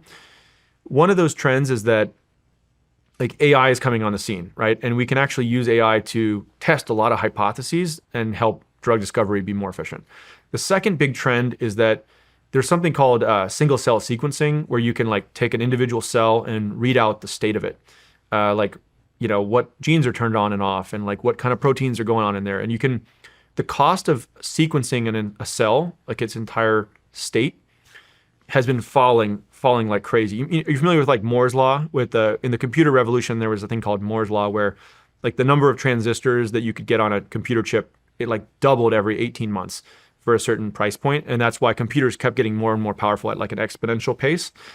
So there's a phenomenon kind of like that in biology where to read out the state of a single cell, human cell, the cost is like falling by half every 18 months or something like that.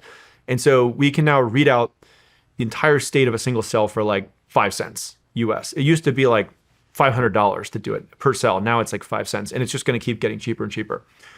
So these two trends were happening, and some of these scientists and folks that we invited over, they told me, you should go look at this field called epigenetic reprogramming, where you can essentially reprogram the state of a cell.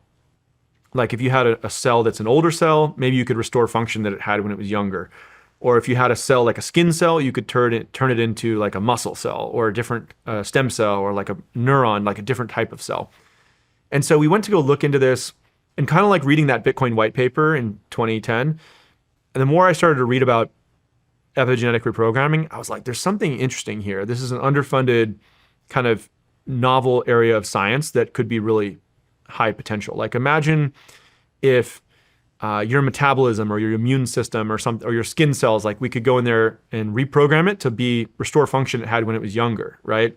Like who wouldn't want to have like the metabolism of a 20-year-old, or maybe your muscle recovery from like injury or the gym, or your immune system could be like a 20-year-old, right? Like if you get the flu when you're 85, it could be fatal. But if you get the flu when you're like 20, it's fine. You just take a week off, right?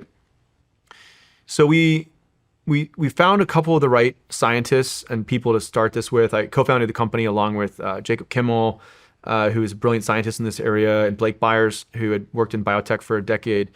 Because it wasn't, my background was not in the science piece, but I had capital and I had some experience building companies. And so we decided to kick off this company just a few years ago, and it's had some really exciting initial progress where we've been able to demonstrate for the first time taking human cells and restoring function they had when they were younger. Wow. Yeah. Wow. And there's some cool videos I can show you of just like, we have these like humanized mice model where we actually put human cells inside the mouse. And then like if you have an old mouse and a young mouse and you give them both a certain amount of alcohol, like the old mice take longer to sleep it off, kind of like people. And we've been able to like restore the liver of these older mice, and they wake up like the young mice with no hangover kind of thing. Wow. So again, getting this working in humans is like a big challenge. It's like definitely this could take another decade to like start to see drugs and therapies that humans could take, but it's early stage. It's an exciting company. It's like 35 people in South San Francisco. I put like 100 million of my money into it, committed to it, and we've raised some money from some really amazing people too. So anyway, that's an example of the kind of thing I've been working on. What kind of things is that going to be able to solve? Well, yeah. So imagine, we all kind of lose function in our bodies as we get older, right? Like the big things that, if you look at the biggest killers, it's like heart disease, cancer, diabetes. So a lot of medicine is targeting how do you treat that disease. But there's another theory, which is like maybe the root cause of all those things is that, our cells are just losing function as we get older. And so you're more susceptible to get these diseases. Like, I'll give you an example. So if you're like, let's say you're in your 20s or 30s and, you have some damage to your cells, like you drink too much, or you get sick, or like, and there's kind of like this insult or damage to your cells. Your cells have the ability to recover from that.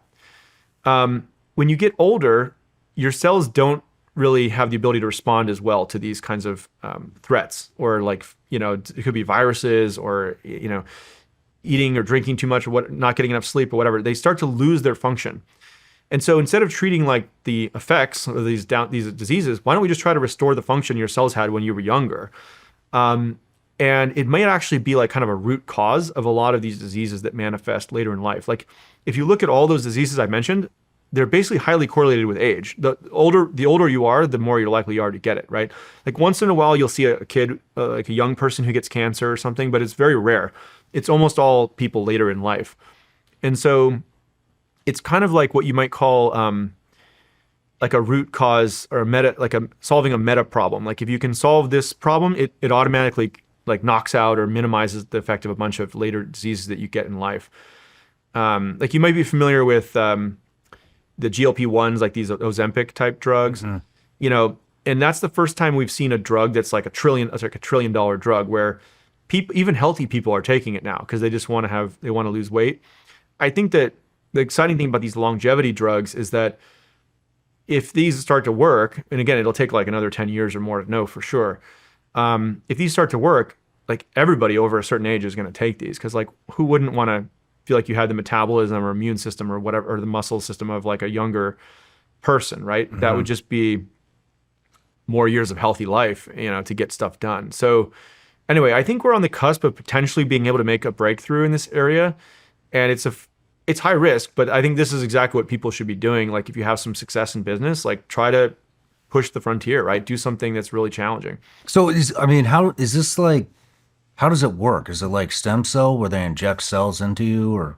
It's related to that. So yeah, the science behind it, I'll give you the high level version. So there's a guy, Shinya Yamanaka, who won the Nobel Prize, Japanese guy, in around 2006. And he showed you could take a skin cell and reprogram it into a stem cell, like you were saying. So, and through a bunch of work, he showed that if you basically put these 4 proteins in the cell, it kind of reverts back to an earlier state where it's a stem cell. And then it can redifferentiate into being a skin cell again, but with younger properties. So this was like a breakthrough in the field. He got a Nobel Prize for it. Subsequent to that, people have shown that you could turn a skin cell into a different kind of cell, like a neuron or a muscle cell. What we're trying to do is not change the type of the cell. We're trying to just change the functional age of the cell. Like if it starts as a skin cell, stay as a skin cell, but just be like a younger version of yourself. And so we're searching the vast space of different sets of proteins. They're called transcription factors, which basically turn on and off different genes in the cell.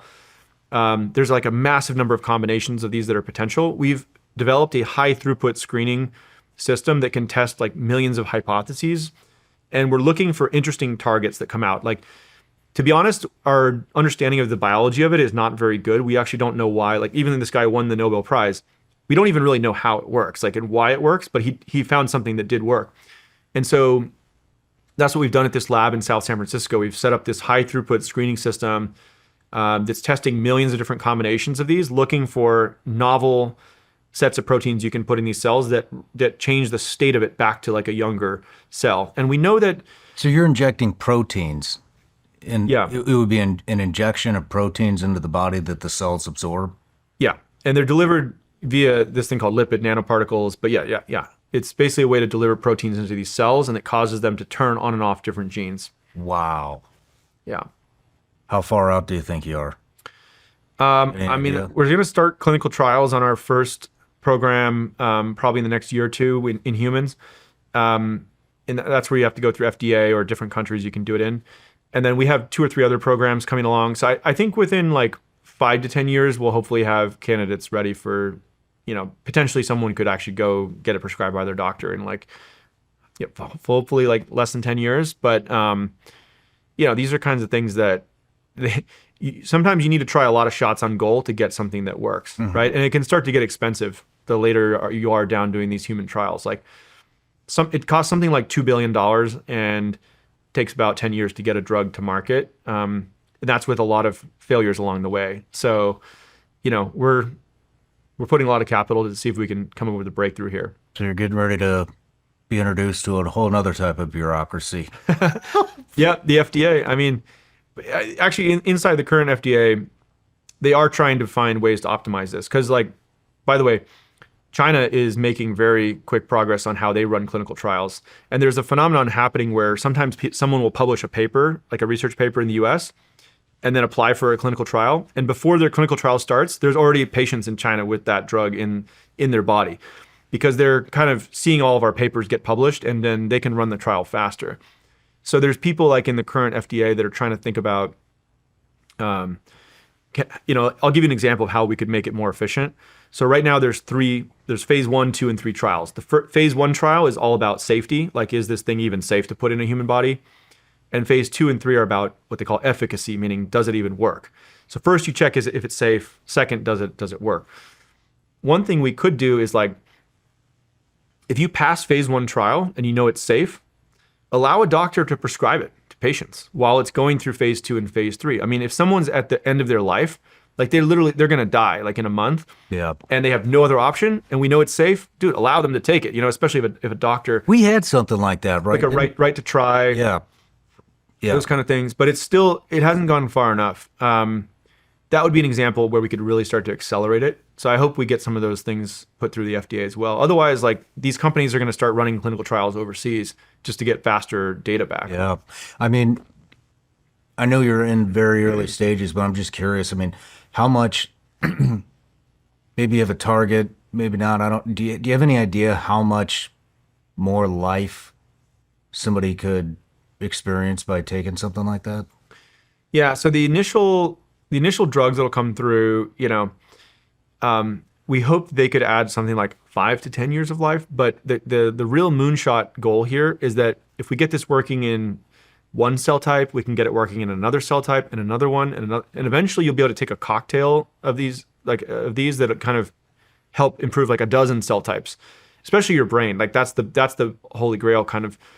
And if that works, I mean, the goal is to get to indefinite, right? You're not going to be immortal because you could still get hit by a bus or something, or shot or something, right? But if you don't have something like a physical thing that takes you out, you should, in theory, I can't see any law of nature that's getting broken that would not allow you to become perpetually kind of renew, right? And there's all kinds of crazy implications of this downstream if this works. I mean, I'm kind of in purely hypothetical land here, right? I don't want to overstate this, but we might start to see these people that they look kind of young, but they look different. It's like the vampire movies or whatever.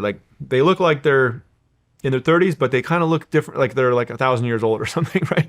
So you get into all kinds of interesting sci-fi type analogies, and people come up with all these philosophical debates about, should we even want to live longer?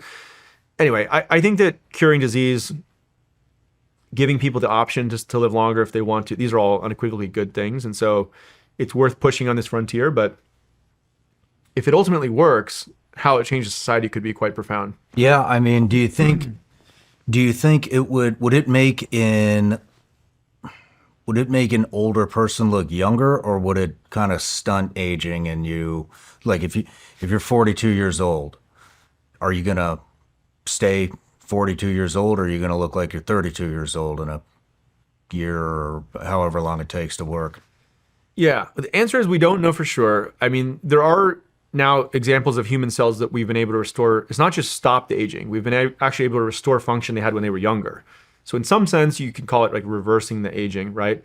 But, I'll give you an example. So like your skin, when we all start as like a single cell, like a fertilized egg, right? And we're dividing, and our skin and bones and like brain, everything kind of develops.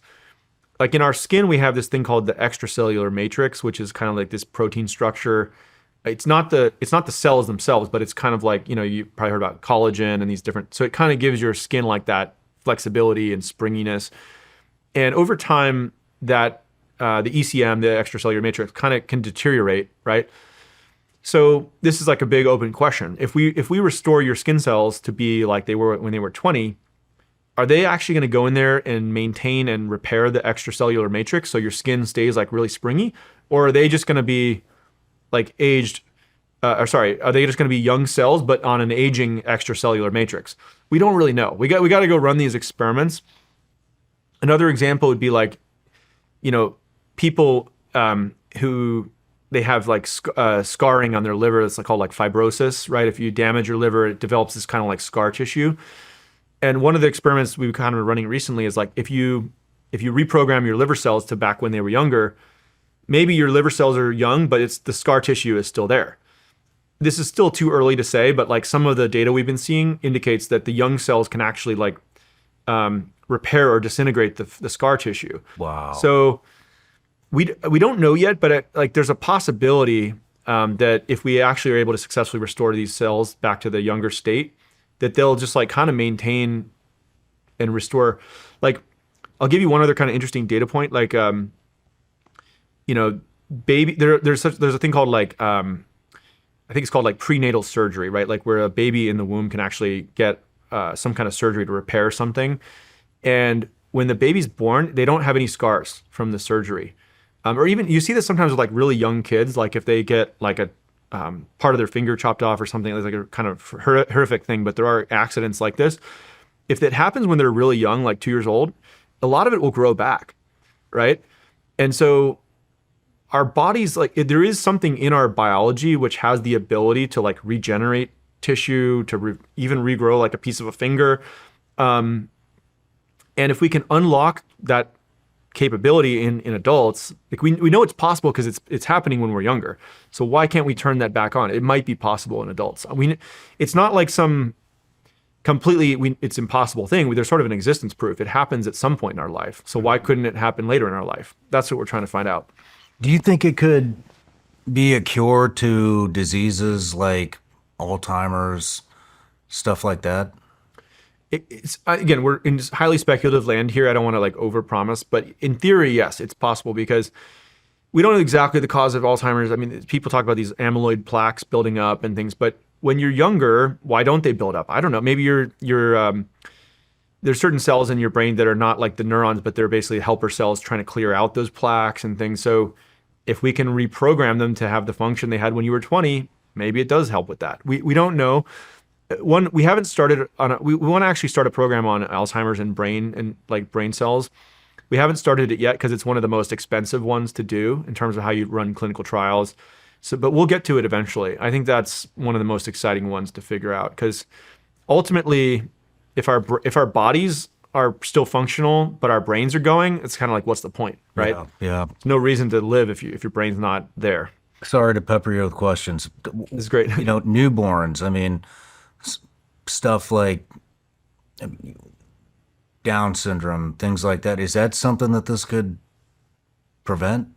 So that's kind of a different area of science, but I think because that's really more about the DNA. Like if you have an extra chromosome, that's what causes Down syndrome. But I do think there's a whole other field that's emerging around embryo editing, right? So you're probably familiar with like people using IVF, right? And you can have these embryos frozen, and then you can kind of sequence them and see if they have diseases.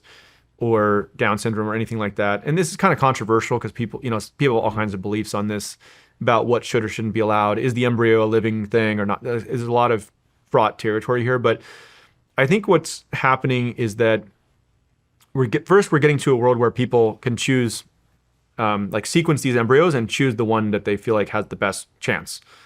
Then what's going to happen is people are going to have a lot more embryos to choose from. There's a technology called in vitro gametogenesis where you can turn skin cells into embryos. So you don't have to like harvest them from the eggs, like from a woman, which can be a quite invasive procedure. So then you'll be able to have like thousands of embryos to choose from. Then what'll happen after that is people will choose the best ones and then they can start to make a few edits to it, like it'll start off initially to prevent disease. Like there's like sometimes a single base pair of DNA can cause you to have like heart disease or higher risk for Alzheimer's. Like there's different single base pair changes. And then there'll eventually be like multiple base pair changes where, I don't know, anything, like depression, like IQ, there's all kinds of things people might want to edit in the future. Mm-hmm. And it's an interesting thing society's going to have to figure out is, do we feel okay with that? Like, we already sort of go out of our way to try to give as much benefit to our children as we can, like what food we give them, where we send them to school, where they live. And so I think if you have a choice about, okay, like this embryo has a 50% chance of depression, but they might also be like a great artist, and this embryo, they're less likely to have these bad things, and they spike really high on these other things I care about. Parents are going to have choices to make, like which embryo do I want to implant, what do I want to bring to fruition. So, in some ways, that's for a lot of people that's probably like really scary and playing God and like all kinds of things. I think for other people, it's saying, okay, how are we going to start to shape evolution and like take control of it, because AI is taking off at a crazy pace. Like how is human intelligence going to keep pace? And we already choose this by who we choose to marry and who we choose to have children with. Mm-hmm. Has a huge impact on what our kids are and where you send them to school and et cetera, et cetera. So why wouldn't we also kind of give them the best chance they can genetically? I think eventually it'll become like weird not to do this, like in 50 years. It'd almost be like risky, like rolling the dice to not take a look at the data. So that's another interesting area that could come to fruition. I'm not doing anything currently in that area today, but just kind of intellectually interested in it. Wow. Fascinating stuff. Yeah. We're wrapping up the interview, but I just got a couple questions left. What advice do you have for new innovators and founders? Well, there's a lot of different areas like people could get advice on. I think the big picture advice I would give people is it's action produces information, right? A lot of people are sitting there thinking, I kind of want to start a company, but I'm not sure exactly what to do. And this area could be interesting, but what if that happens? And what if the government shuts it down? And what if this competitor does it? You can kind of have this analysis paralysis. You just need to get started with something. And just anything you can think of to do, like just go try and do it. It'll probably be the wrong thing, but just the fact that you tried it, it'll give you an idea about what to do next. And there was many times in Coinbase's history where that was the case. Like the first version of the Coinbase app that I built, I built it totally wrong, right? And almost like the minute that I released it, I was like, oh, now I realized how I should have done it. But if I hadn't actually gone and stepped into the unknown, I never would have figured out a better way to do it. And there's an analogy I love to think about, which is kind of like, imagine you're looking at a mountain. You want to try to summit the mountain, and it's shrouded in fog and clouds, and you can't really see the top of the mountain. In fact, you can only see like 6 feet in front of you. The fog is so thick, but you know there's some mountain up there. You can't just sit down on the ground and think about how the right path. You got to take a few steps into the fog, into the unknown, and you might get stuck on some ledge that's like, oh, I got to backtrack. Like that was the wrong way, right? And sometimes you'll be able to see a little farther in the distance. Sometimes you can only see a few feet ahead. But if you don't take steps into the unknown, like that action, you'll never know the better path to go. And most people, they don't have, I don't know if it's the risk tolerance or the fear of looking stupid or like doing the wrong thing or whatever it is.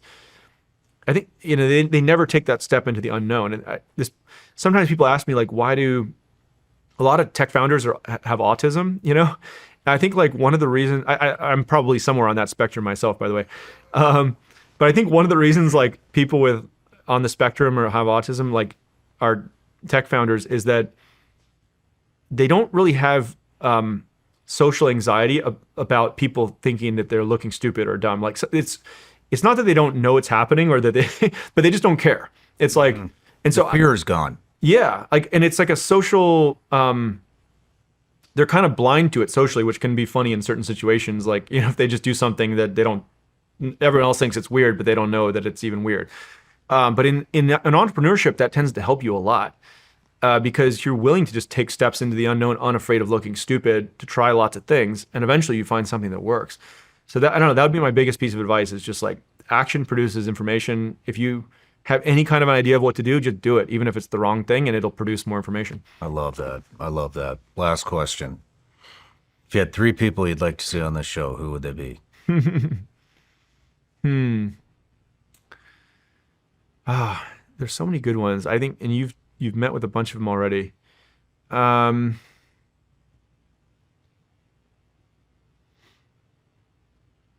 Let's see. Have you had Elon on? No. Okay, could be a good one. I mean, everybody wants to interview him. That's maybe an obvious one. I'm trying to think about ones that would be less obvious. Who are you excited about?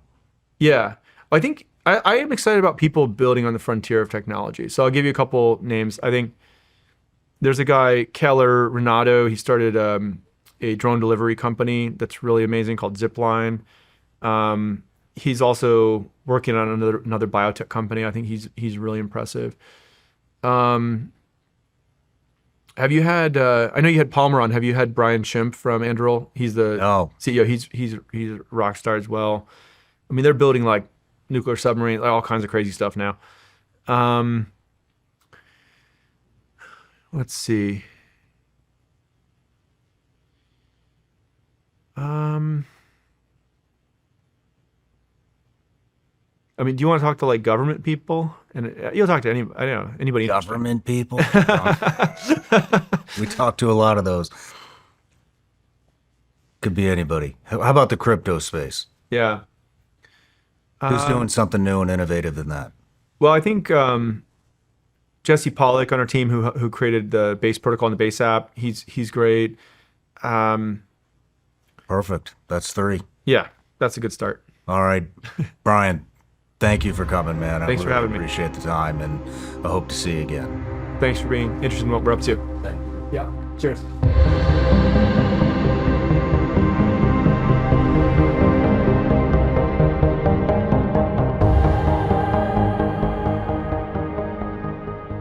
No matter where you're watching Shawn Ryan Show from, if you get anything out of this, please like, comment, subscribe, and most importantly, share this everywhere you possibly can. And if you're feeling extra generous, please leave us a review on Apple and Spotify podcasts.